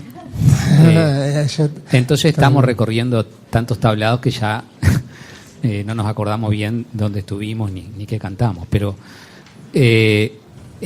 hace 2 días sí hubo una actividad en el Colegio de Abogados que organizamos un poco para evaluar cómo venía funcionando. Fue muy interesante porque nos invitó a académicos, más allá de que algunos de ellos, como Gilberto Rodríguez, es también docente de Derecho Penal, y Germán Aller, por supuesto, también. Pero básicamente la idea era invitar operadores, entonces invitó a un juez, el doctor José Gómez, que tiene amplia experiencia, y bueno, y es uno de los jueces que trabaja con el nuevo código, el fiscal Gilberto Rodríguez, la defensora pública Mónica Gallero y como defensor particular Germán Aller, para que, bueno, vieran sus impresiones. En general, las impresiones de todos fue, en general, positiva. Lo que se manifestó, digo, para sintetizar un poco, es que se veía el proceso funcionando por primera vez un poco más humanamente, es decir, la humanización del proceso resulta bastante evidente, porque además los interlocutores ahora están en un contacto más directo, más fluido, es decir, bueno, una cosa que decía Germán Aller, que tiene razón, ¿no? Una cosa es cuando nos sentamos en una audiencia de formalización, discutimos, conversamos, argumentamos, debatimos, contradebatimos, y otra es cuando nos mandamos papelitos, porque cuando nos mandamos papelitos tendemos a decir cosas que capaz que en el frente a frente no las sostenemos, no porque las cosas que estemos diciendo ofendan al otro, sino porque de repente son argumentos que son insostenibles y que por escrito los ponen, pero en una confrontación frente al juez, en lo que rápidamente los argumentos quedan en evidencia cuando son equivocados, o cuando son fuertes o cuando son débiles, eso ha servido mucho. La experiencia también ha sido de que, como decía Santiago, prácticamente no hay audiencias de formalización con prueba, que son muy pocos los casos que van a juicio, menos del 20%, es decir que el 80% se está solucionando con acuerdos de suspensión condicional, con acuerdos para ir a proceso abreviado y con algún acuerdo reparatorio, menos que los demás. El proceso abreviado es lo que está funcionando muchísimo. Tal vez por ese umbral muy alto, cuando venga la estadística quiero ver, pero creo que el acuerdo para ir a proceso abreviado va a formar parte grande, ¿no?, de la estadística. Esto es una intuición, ¿no? Después, como fallas, digamos, bueno, naturalmente muchos fiscales han planteado muchos problemas acerca de las dificultades por la forma de organización de la fiscalía, sobre todo acá en Montevideo, porque, bueno, en las noches, por ejemplo, hay un solo fiscal de flagrancia. Entonces, un solo fiscal de flagrancia para todas las 4 zonas del departamento de Montevideo durante toda la noche es un poco complicado. Durante el día son 4, ahora se está hablando de otras formas de organizar el trabajo, que bueno, habrá que ir viendo con la experiencia. También hay algunas disfuncionalidades, por ejemplo, el defensor público que va a la audiencia que haga el fiscal en medida de investigación, por ejemplo, o a ver la carpeta de investigación en la fiscalía, no siempre es el defensor que después va a la audiencia de formalización. Entonces eso genera que se pierdan un poco el fluido de la información, y de repente el que llega, el otro día comentaban, creo, ¿no?, un caso que el fiscal dijo, bueno, en la audiencia, en la fiscalía, la defensa vio la carpeta de investigación, y el defensor dijo, no, yo no la vi. Claro, él no la había visto, pero su colega sí. Bueno, esas cosas que se supone que son problemas que con el tiempo van a ir. Pero bueno, sin duda que hay problemas y hay cosas que van a irse ajustando con el tiempo. Pero en general fue positiva la reflexión. En mi caso, yo he realizado algunas denuncias que aún no se ha dispuesto si se va a formalizar la investigación o no. Lo que sí he visto, la experiencia es positiva, severidad de eficiencia en los fiscales. Bueno, salvo los primeros días, ¿no?, cuando había tantas fallas en el sistema, después se agilitó todo. Y bueno, más allá de los resultados, después si van a decidir formalizar o no las investigaciones, porque son justo delitos complejos, en algún caso, un par de casos contra el organismo del Estado, ¿no? Van bien encaminados, digamos, ¿no? Y con la implementación reciente también del sistema similar que está previsto para la audiencia, de la grabación, digamos, de las declaraciones. El audire, claro. El único segmento más complicado, que todo el mundo lo ha visto como un problema, un defensor privado me decía el otro día, nunca creí que iba a haber esto, es los procesos del viejo código. Porque claro, están en muchos casos en los juzgados que siguen los procesos del viejo código en cajas que todavía no se han abierto, los expedientes no aparecen, y bueno, y ahí en esas cajas está la libertad de las personas. Claro. Pero bueno, es sobre un tema que se habló por arriba de la mesa y nos genera dudas. Me queda claro, obviamente, que en la justicia de crímenes hasta la audiencia de formalización tenemos un año, el fiscal tiene un año, prorrogar por un año más. En el viejo código, después en este código, pero en la modificación anterior, había manejado un plazo entre la formalización y la acusación fiscal. Como se dijo, fue derogado esa parte. Entiendo yo, y ahí va la pregunta, es que si no volvería a correr el plazo del 265, que sería por un año y prorrogue por un año más, y cuál es la interpretación que se hace si pasa 2 años y un día.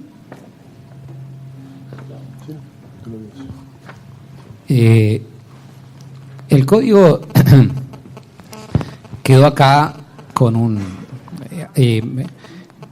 me decía el otro día Germán Aller que en el Instituto de Penal organizaron una actividad en la facultad y invitaron a los miembros de la Comisión de Constitución y Legislación, les dijeron esto y dijeron que no se habían dado cuenta, que en realidad no es que fue deliberado, que no se dieron cuenta que habían omitido esto y que no había un plazo para acusar.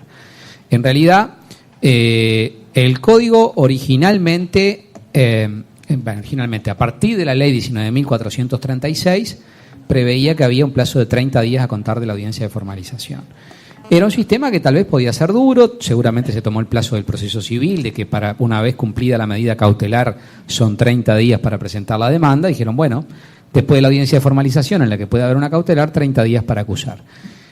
Cuando se modifica, en alguno de los proyectos que se manejó en el periodo intermedio, se manejó, eliminar el plazo para investigar, no hay un plazo en la investigación antes de la formalización, que eso para mí también es otro problema, más si no va a haber comunicación de la Fiscalía, es decir, puede haber una investigación que dure todo el tiempo de prescripción del delito sin plazo. Después de formalizado, corre el plazo de un año, pero en algunos de los proyectos se manejaba, como usted decía, que ese mismo plazo del año era el plazo para acusar. Había un inciso segundo ahí del 265, un inciso tercero, que desapareció en la sanción final. El problema es que hay muchas normas del Código que hablan de plazo para acusar. Por ejemplo, el artículo 47 dice que si el fiscal no acusa en el plazo, pasa al subrogante. Los artículos del acuerdo para ir a proceso abreviado, los artículos del acuerdo para suspender condicionalmente hablan de un periodo temporal entre la formalización y el plazo para acusar. Entonces el código parece partir del supuesto que hay un plazo para acusar. Nosotros pensábamos que el 47 había quedado derogado, que iba a quedar derogado cuando entrara en vigencia el código, porque como la 19.436 preveía un plazo de 30 días, decía que el plazo era perentorio, entendíamos que vencido el plazo ya no se podía acusar y que entonces quedaba tácitamente derogado el pasaje al otro fiscal. Pero bueno, como ahora entró todo de nuevo en vigencia, hay todo un tema, ¿no? Toda una discusión que se puede dar. Algunos fiscales ya sostuvieron en el trabajo que se presentó a las jornadas de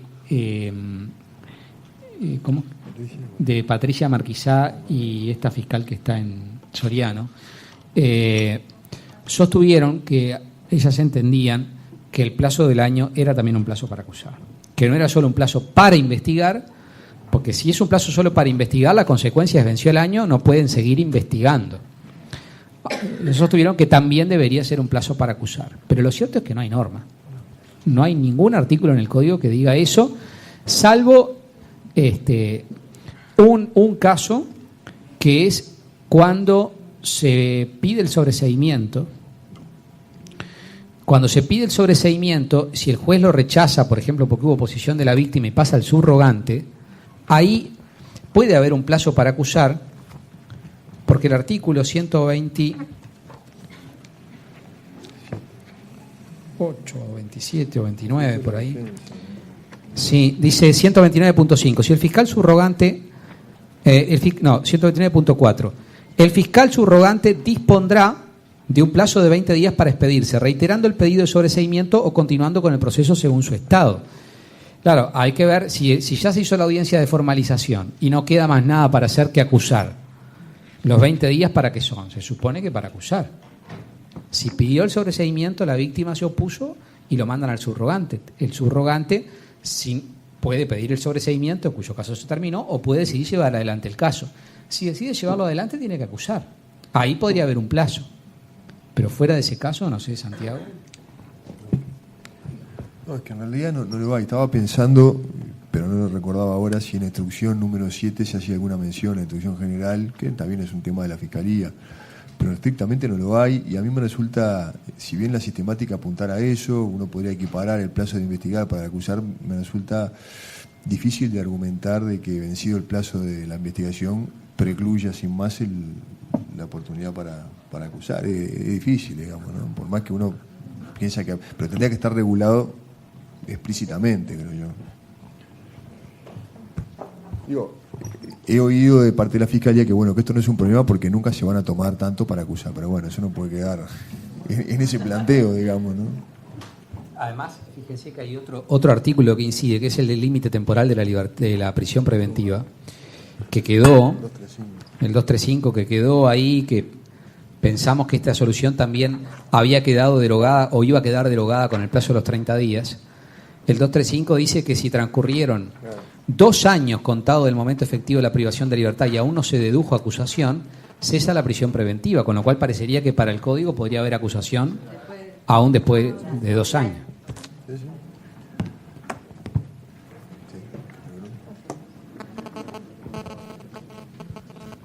Bueno, ¿alguna otra pregunta, comentario? ¿No? Yo tengo 2 preguntas. Sí.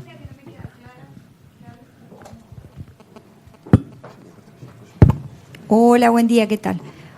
Una que no me quedó claro, que capaz que la contestaron. ¿Cuál sería el tiempo antes de la formalización de investigación? No hay. No existe.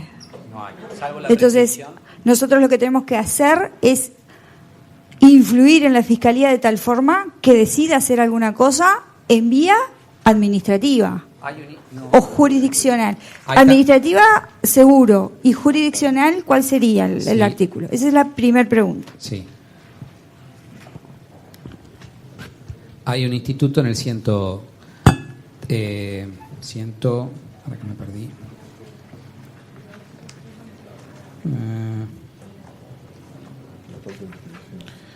En el registro de... Sí, que permite que le pida al juez. Pero para que me perdí en la modificación. Esperen que ya le decimos el artículo.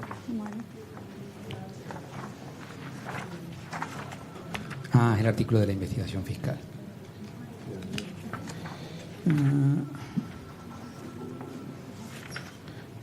...264... dice así: cualquier persona que se considere el inciso final del 264 afectada por una investigación que no se hubiera formalizado judicialmente, podrá pedir al juez que le ordene al fiscal informar acerca de los hechos que fueron objeto de ella. También podrá el juez fijar un plazo para que formalice la investigación. Es decir, que no hay plazo, pero se prevé esto, que es como una especie de jactancia, ¿no? Que bueno, yo bromaba con algo que alguna vez le escuché a Gonzalo Fernández, y creo que es un consejo interesante. Yo nunca golpearía las puertas del infierno, ¿no? Pero es una posibilidad para salir de la incertidumbre. Claro, pero además eso se conecta con lo que veíamos hoy, de que para eso yo tengo que estar enterado que me están investigando. O sea, la posibilidad de que me estén investigando 2 años sin que me entere, porque a veces yo digo, no, te vas a enterar porque algún vecino, algún testigo que llamamos, bueno, pero puedo no enterarme. O sea, y la Fiscalía eventualmente podría llegar a desarrollar una investigación desformalizada, técnicamente sin plazo, con todo lo que eso implica, de lo que ya hemos hablado, pero sí, es así. Si me enteré, puedo usar ese mecanismo que comentaba Gabriel.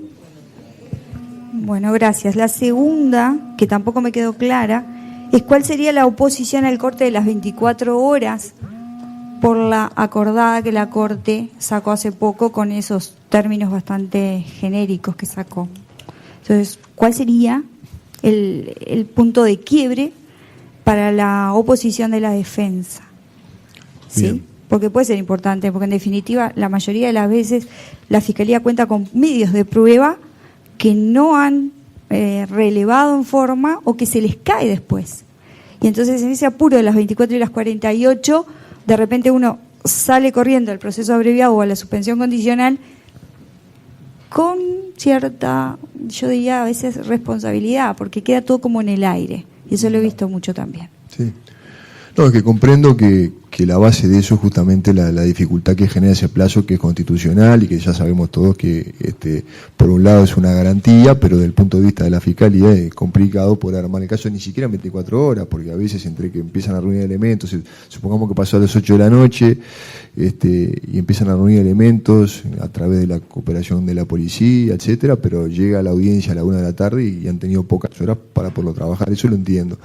Lo que yo veo como riesgoso es que eso se termine transformando en una práctica que se venía dando, que era la del corte de las 24 horas, que termine siendo la audiencia un mero formalismo, decir, estuve frente a un juez, pero estrictamente entiendo que cuando se prevé la audiencia de formalización en el 266, justamente la audiencia, ya, o sea, no creo que sea parte de la idea del diseño normativo, que está a su vez basado en la Constitución, que esta audiencia entre las 24 horas sea nada más que para que el juez le vea la cara al imputado y después, en el fondo, lo que se busca con eso es mantener la detención, porque en el fondo apunta a eso, mientras el fiscal sigue investigando. En la audiencia de formalización, dentro de las 24 horas, el fiscal tiene que investigar, que solicitar la formalización. Eventualmente podría ser opinable si se puede luego conceder una prórroga para el diligenciamiento de alguna prueba, ya pensando no en la formalización, sino en la prisión preventiva, pero mantener luego las 24 horas un sujeto detenido sin que el fiscal siquiera hubiera formalizado, porque es lo que está previsto en la acordada, a mí no me termina de cerrar con lo que es la sistemática del 266, que apunta a que en la audiencia se tiene que solicitar y disponer la formalización, si no el sujeto no debería permanecer en esa condición detenido. Yo lo vería así.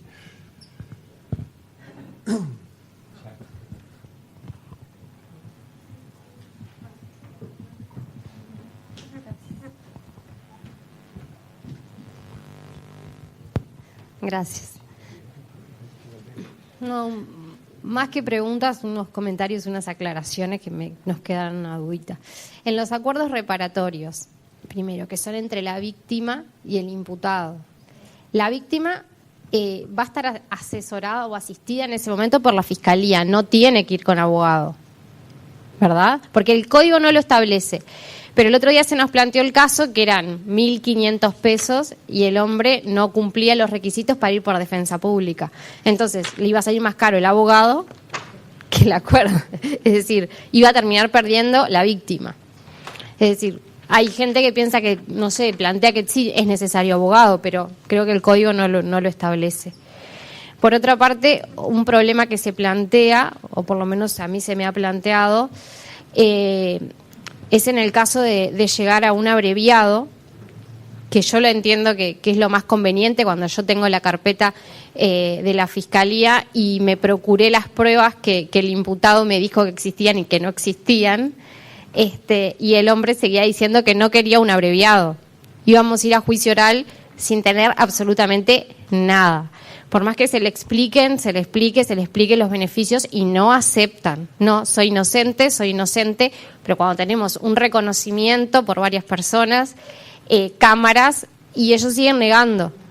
Entonces al final llega un momento que la desesperación ya no sabes qué hacer, porque vas a ir a juicio oral a sentarte a no tener absolutamente nada. Y por más que le expliques, es como que no, porque están acostumbrados al sistema anterior, que nos mentían y nosotros sabíamos que nos estaban mintiendo, pero seguíamos adelante. Ahora se pone difícil. Sí, delitos que además, sí. Un juicio oral por 400 pesos, está. Y por otra parte, el tema de la suspensión condicional, que a veces, no sé si es mi sensación, que si bien deriva a un acuerdo, ¿qué pasa cuando la Fiscalía, estando los requisitos para que la persona entre a una suspensión, dice, yo no quiero la suspensión? Porque en un caso que eran 3 imputados, dicen, no, porque el otro va a ir con prisión y él no se va a salir favorecido con suspensión, pero estaban los requisitos para la suspensión. Las características de los 2 imputados no eran las mismas, lógicamente. Entonces, al final terminan los 2 con prisión y el defensor, ¿qué hace en ese caso? Accedes a hacer un abreviado, porque ellos dicen, un abreviado sí, una suspensión no, porque si hay suspensión que sean para los 2, para uno solo no.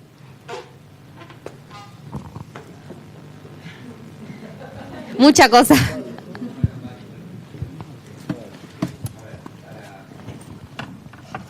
Ahí, en cuanto al acuerdo para suspender condicionalmente, es decir, hay factores que son objetivos, ¿no?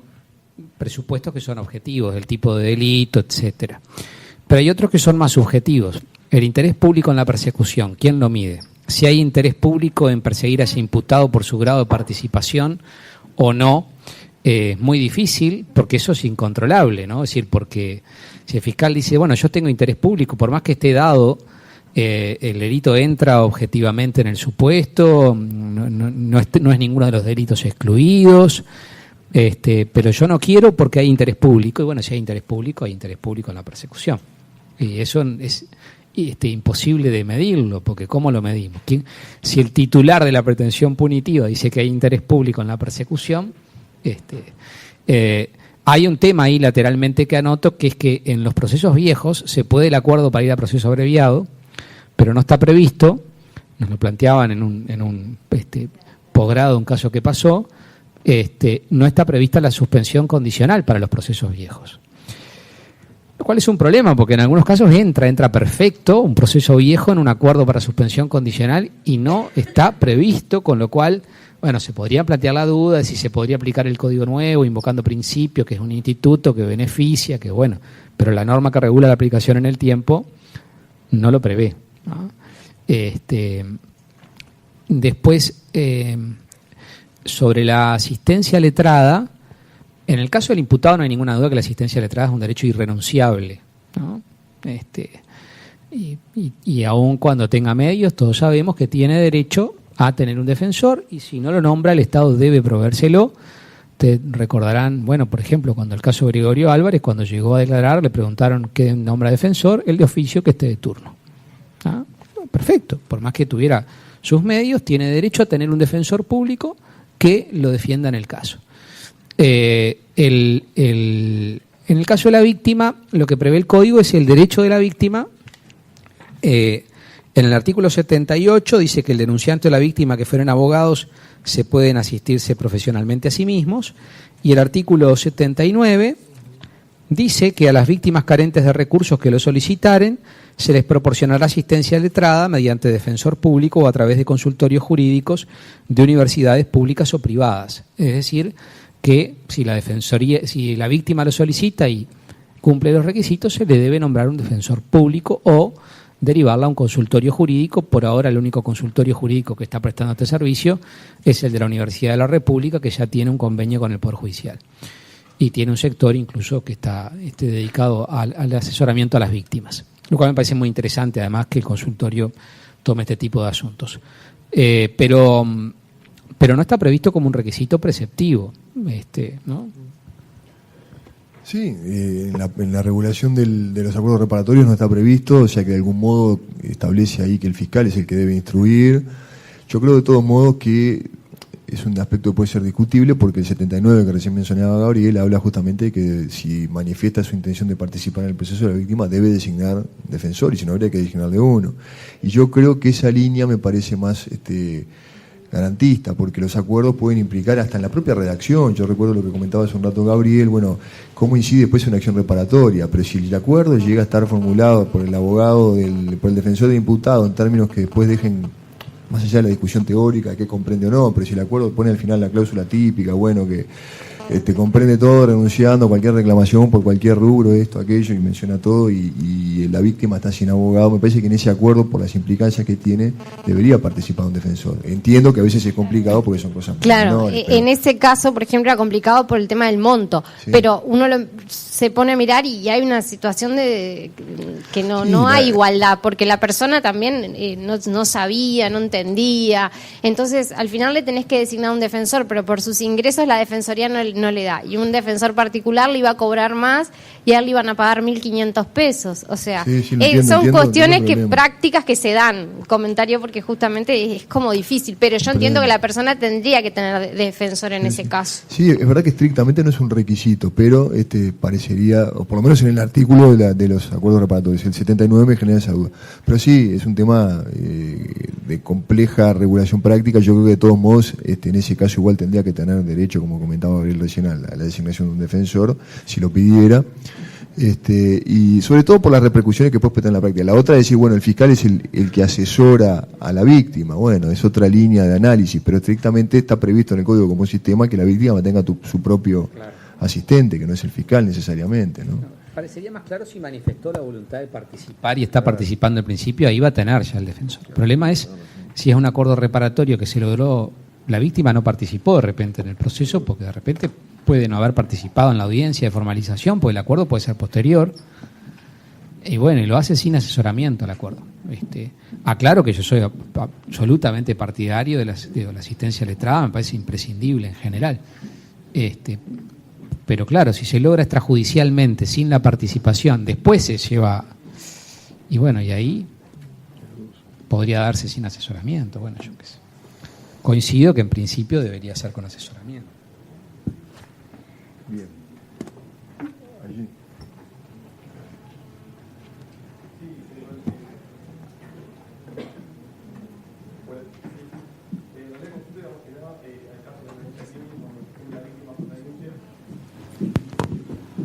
Sí, ahora sí. Más que nada la consulta iba orientada a la noticia crímenes cuando la víctima hace la denuncia, y la idea es solicitar medidas cautelares, podríamos llamar, para proteger en determinados casos a lo que es la víctima, o ya sea un alojamiento perimetral, algo por el estilo. Y en el 221, vamos a lo que dice, se puede pedir, sin ir a la presión preventiva, el fiscal podría solicitarlo sin necesidad de formalizar el proceso, en realidad.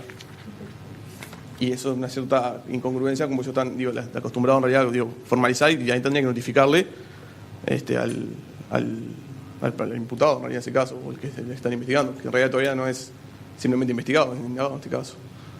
Pero esa parte de esa hipótesis podría plantearse que la víctima, en este caso, a través de hacer la denuncia, plantee las medidas, que se soliciten medidas cautelares, y que el fiscal las solicite previamente a formalizar la investigación, si son congruentes ambas partes. Sí, no sé si capte bien el planteo, pero sí, creo que incluso Gabriel lo mencionó, que el 222 prevé la posibilidad de poner algunas medidas, que no son todas las del 221, son... Sí, limita 4. Inciso A, B, seguro, son 4, ¿no? Y sí, se podrían pedir antes de la formalización, están previstos eso, exclusivamente esas, digamos, ¿no? Y que lo pueda hacer el fiscal a instancia de la víctima, sí, por supuesto que es algo factible. No sé si vos querés agregar algo, pero sí. El requerimiento es del fiscal, finalmente. Claro. La víctima podría pedir medidas cautelares en protección de sus bienes, por supuesto, eso sí. Y también puede pedirle al fiscal medidas de protección. El fiscal tiene el deber de proteger a las víctimas también. Está perfecto.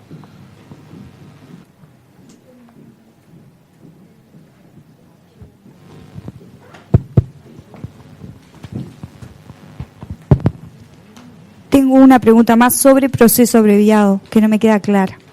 Nosotros hacemos el acuerdo de llegar al proceso abreviado, lo que hacemos es también acordar calificación y pena, ¿sí? Muy bien.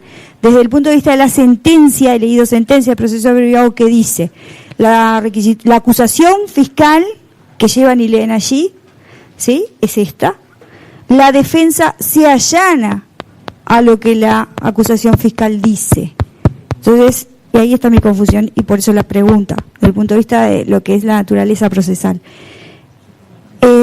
Se supone que estamos haciendo un acuerdo en la calificación y en la pena, ¿sí? Y en llegar a ese proceso abreviado aceptando los hechos. Ahora bien, ¿eso es allanamiento? A mí me parece que no. Entonces, las sentencias que yo he leído y que me han tocado personalmente dicen así. ¿Cómo? Bueno, a ver, explique cómo sería lo que realmente debería poner el juez en esa sentencia, porque se está obviando toda la parte del acuerdo, y no es un allanamiento, y trabajamos bastante para lograr el acuerdo. Claro, lo que pasa es que el acuerdo para ir a proceso abreviado no es por sí mismo una forma extraordinaria de componer el conflicto. La composición del conflicto se va a dar por la sentencia dictada por el tribunal al final de ese proceso abreviado. Entonces, por un lado está el acuerdo para ir a proceso abreviado, pero el código exige que, además de llevar ese acuerdo, el fiscal acuse. Tiene que haber un acto de acusación. Y el código, en realidad, en la regulación estructural, como decía Santiago, es muy deficiente, porque no regula la estructura claramente, no dice, bueno, una vez presentada la acusación, se escuchará al imputado, el juez dictará no dice casi prácticamente nada, pero se supone que después de escuchar al fiscal que dice tenemos este acuerdo, el acuerdo dice esto, dice del otro, tiene que escuchar, como decía Santiago, al imputado. Y el imputado ahí lo que debe manifestar es si sí hizo ese acuerdo, si fue informado, si accedió a los elementos de la investigación, si presta voluntariamente su consentimiento para eso y por lo tanto que está de acuerdo con la sumisión al proceso abreviado, pero el acuerdo ya lo expresó antes, ¿no? Así que en principio el juez lo que debe decir es que hay un acuerdo para ir al proceso abreviado, que el fiscal pidió X pena, que escuchado el imputado no manifestó oposición a la acusación del fiscal, porque también podría pasar que en la audiencia, como dice él, el imputado se dé vuelta, ¿no? Y diga, no, ahora me quiero poner, en su momento, hace un ratito estaba de acuerdo, pero ahora que veo la que se viene, como decía él, no, prefiero que no. Y bueno, y dirá, no hubo oposición, escuchada la defensa, no hubo oposición o no manifestó oposición, y por lo tanto dictó sentencia. Y después, claro, las posibilidades del juez de dictar sentencia, como decía Santiago, son muy limitadas, los controles que puede hacer. Hay un límite claro que debe respetar la congruencia. El principio de congruencia rige en el proceso abreviado, o sea que no puede resolver una cosa distinta. Puede absolver, pero claro, el tema es, salvo que, bueno, como me decían que pasó el otro día, que en un acuerdo para ir a proceso abreviado, el imputado le preguntaron si había accedido a los elementos de la investigación y surgió claramente que la defensa no había accedido, no había visto un video que estaba en la carpeta, en el legajo de investigación del fiscal. Y bueno, en ese caso el juez debe rechazar el acuerdo, naturalmente, y no debe haber sentencia de condena. Pero después es muy... A ver, salvo que un caso teórico, que el imputado y el fiscal digan los hechos fueron estos, la calificación jurídica es, por ejemplo, estafa o es X, y pedimos la pena de tanto, y el juez diga, no, pero esta conducta descripta en la acusación no es delito. Por lo tanto, por más acuerdo que haya, desestimo la acusación. Podría llegar a pasar. Pero es muy teórico, porque sería una locura que un fiscal y un defensor lleven un acuerdo a someter a proceso abreviado y relaten una serie de hechos que no son delitos.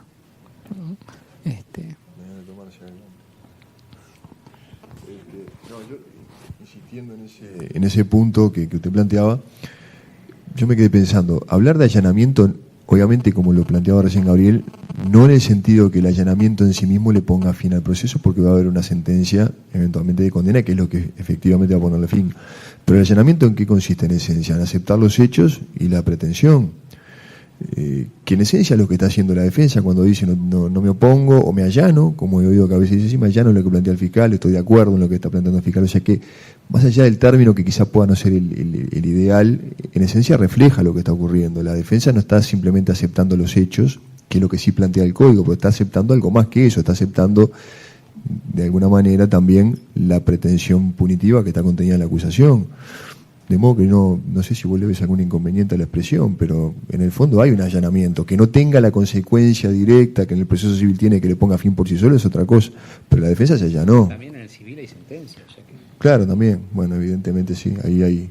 O sea, no le veo un problema. Puede perfectamente decir, bueno, hacer referencia a los requisitos, y la defensa aceptó los hechos, la calificación, la pena, y decir lo mismo, pero englobarlo en la expresión de allanamiento no lo veo como algo dramático. Una consulta sobre lo mismo que decía la doctora acá. Nosotros con las sedes con las que trabajamos, las juezas tienen distintas posiciones en el caso de los juicios abreviados. En un caso, una de las sedes entiende que hay que acusar en esa audiencia, pero acusar como una acusación típica, ¿no? Larga, extensa, con los medios de prueba, con todo. Repetir los hechos aparte, o sea, todo. Y la otra sede entiende que no, que simplemente se hace referencia al acuerdo, se pide una pena por los hechos que ya fueron reseñados y falla también con una sentencia muy breve, que en el otro caso la sentencia es bastante más extensa. Entonces también se nos generaba la duda, porque el 272 y el 273 en ningún momento habla de acusación propiamente dicho. O sea, no se maneja ni siquiera el término. Entonces eso no lo entendemos bien claro. Bien. Yo tenía la idea de que se hacía la referencia a la acusación, sí, porque está contenida, me parece, si yo no... No dice realidad, la pena, no pero utiliza no la palabra. No. Habla de que tiene que, al solicitar la pena, pudiendo disminuir, o sea que tiene que haber una solicitud de pena. Claro, que la pena siempre se solicita porque aparte se acordó, yo creo que ahí sí, pero la duda se genera en cuanto a la acusación propiamente dicha, con lo que implica en una audiencia que por más que sea oral es repetir lo mismo, más todas las pruebas que no se van a diligenciar y que los hechos están reconocidos. Entonces, también, ¿qué sentido tiene? Era otra de las cosas que... Yo creo que ni muy ni tan. Creo que tiene que haber un acto de requisitoria que tiene que tener un relato de hechos. Por más que no sea un relato extensísimo, tiene que contener un relato de hechos, porque ahí pasa parte del control del tribunal al que me refería hace un rato, de que no se esté imputando una conducta que no es delito, por ejemplo. No tiene que haber proposición de medios de prueba, porque la acusación fiscal se sustenta en el acuerdo, y por lo tanto lo que tiene que decir el fiscal es, bueno, el relato de los hechos es la imputación que se atribuye en virtud del acuerdo es esta, las normas aplicables son tales, la pena que requiero en función del acuerdo es esta. No es una exposición extensa, por supuesto que no hay que exponer cuáles son los medios probatorios los que se dispone, porque no tiene ningún sentido, porque no se va a proveer sobre ninguna de esas pruebas. Claro, pero en los hechos a nosotros una de las sedes nos lo exige y la otra no. O sea, yo como Ministerio Público iba en algunos casos con la acusación larga para acordarme, y bueno, y en otro caso fuimos sin la acusación y nos la pedía. Entonces ahora quedaron claros los criterios, pero igual son esos, ¿no? Sí, bueno, igual el Código Nuevo no va a resolver ese viejo tema con el que lidiamos los abogados, que es el criterio de la sede, que puede variar. Pero yo creo que hay una referencia inicial que es confusa, pero que me lleva a pensar que cuando habla el Código, este artículo 272 o 273 de la solicitud de la pena, en el fondo está refiriendo a una acusación, que no tiene por qué tener, coincido con Gabriel, el formato tradicional de la acusación del ordinario, pero vieron que al iniciar el 273 dice que el proceso abreviado se regirá por lo establecido en el proceso ordinario con las siguientes modificaciones. O sea, el acto que contiene la solicitud de pena es una acusación. Yo coincido en un plano práctico, o sea, para mí conceptualmente cuando dice solicitud de pena está aludiendo a la acusación. pero coincido que en un plano práctico a veces puede ser reiterativo cuando ya lo acaban de decir y a veces lo que puede hacer el fiscal es remitirse a los elementos de hecho que acaba de desarrollar, prueba, como dijo Gabriel, no va a haber, y bueno, y solicitar concretamente la pena. O sea, en el fondo no voy a repetir porque es lo mismo que él dijo, siendo un plano medio de conciliación entre los puntos, ¿no? Gracias. Bueno, no sé si tienen alguna otra pregunta. Sí.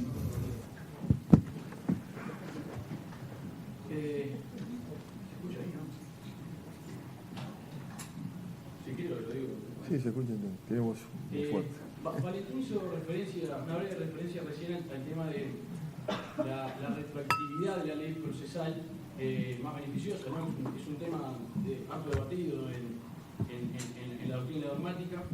Yo, por ejemplo, trabajo en una causa tramitada por viejo código, en donde se ofreció la reparación del daño y donde el juez expone, bueno, el rasgo multifacético de la reparación del daño, ¿no? O sea, como sustitutivo de la prisión preventiva, como sustitutivo de la pena, como un atenuante, de gran intensidad, pero aparte aplica, esto fue por viejo código, ¿no? O sea, en el momento aplica las disposiciones de vías alternativas como doctrina más recibida a los efectos de darle mayor intensidad a esa reparación del daño. Entonces, esa es un decreto, es una sentencia interlocutoria que abre presumario, ¿no? ¿Es posible, es factible aplicar estos nuevos beneficios? Porque en definitiva son beneficios procesales que redundan claramente en una posición más beneficiosa del imputado. ¿Es posible o la regla de las reglas del Código sobre ley procesal en el tiempo son rígidas, o son muy rígidas como para evaluar la aplicación retroactiva, ¿no? de las vías alternativas? El Código tiene dos normas acá, ¿no?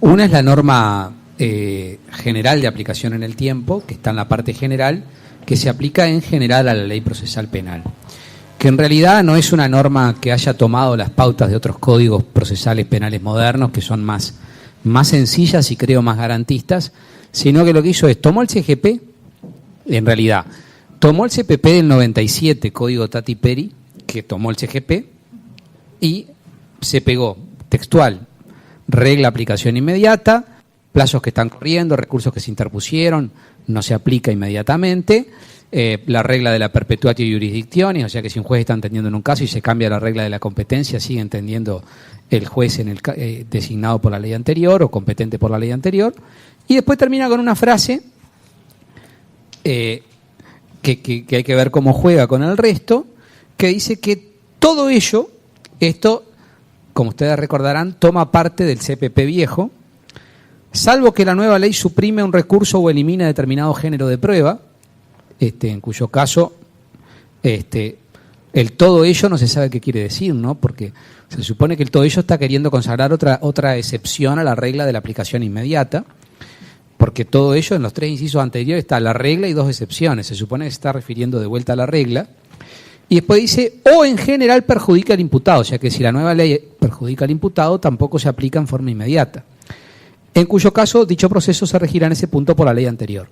Pero no dice este artículo, si la nueva ley es más beneficiosa, se aplica la nueva ley. Claro, si el código prevé como regla la aplicación inmediata, se supone que se va a aplicar.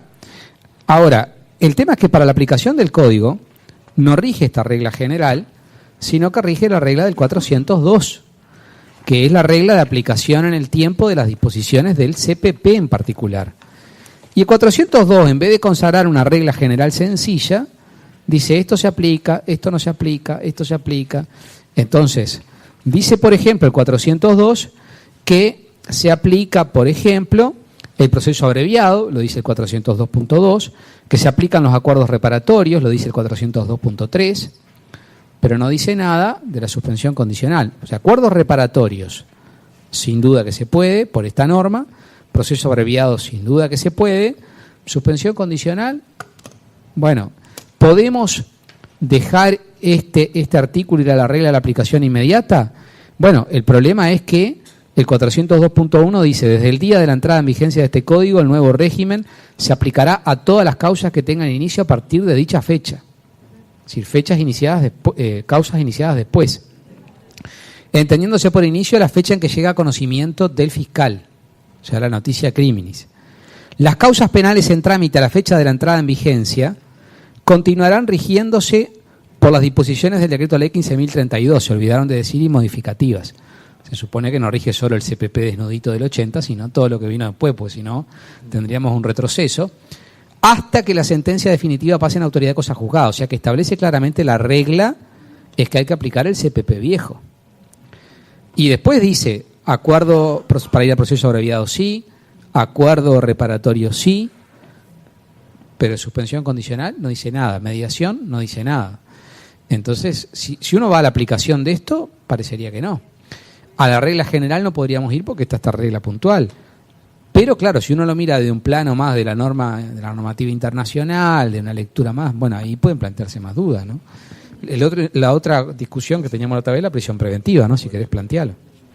No, digo, en esa misma línea que había oído, no sé si ya hay una sentencia o no, pero había oído que se planteó un pedido de libertad, o se apeló a una denegatoria justamente invocando la nueva normativa que establece que la prisión preventiva no es de precepto en ningún caso. Entonces, en esos supuestos, para ese tribunal se le va a plantear esta misma disyuntiva, es decir, bueno, ¿qué hago? Si voy, como decía Gabriela, la lectura de estas disposiciones, hay que aplicar la normativa anterior, porque la causa estaba iniciada con anterioridad. Pero en otro plano se puede sostener, bueno, es razonable que una persona que fue procesada con anterioridad a la vigencia de esta normativa nueva tenga un régimen de nada más y nada menos que de prisión preventiva más desventajoso que la nueva ley, que no se le aplique de algún modo las nuevas disposiciones y que pueda, alguien que fue procesado no formalizado, ahora por rapiña, pueda estar solicitando una libertad o disfrutando una libertad y no lo pueda alguien que fue procesado con anterioridad. Bueno, eso también se planteaba. Y el punto de debate es el mismo que planteaba Gabriel recién, no hay otro. Es decir, nos quedamos con eso o lo miramos en otro plano, ¿no? Yo me inclino más hacia esa segunda opción, aunque también reconozco que requiere pulirla un poco más, desarrollarla un poco más, porque la otra es la más sencilla. Acá tenemos el código y ya está. Pero bueno. Sí, se va a plantear. Este que nos plantearon a nosotros era un caso en Rivera, un señor que se había, un argentino que en la frontera lo detuvieron y llevaba, no sé, unas ágatas o unas amatistas, según dice, no llevaba grandes cantidades, sino que había comprado, bueno, le imputaron contrabando de piedras preciosas y bueno, el problema estaba en que había sido procesado por el anterior y bueno, surgió esta posibilidad de hacer un acuerdo de suspensión condicional. Dice, bueno, a ver, asume ciertas obligaciones o condiciones y concluimos y se terminó. Pero bueno, la Fiscalía entendió que como no estaba previsto en el 402, no correspondía ir a la suspensión. Y que el proceso abreviado no entraba. Y bueno.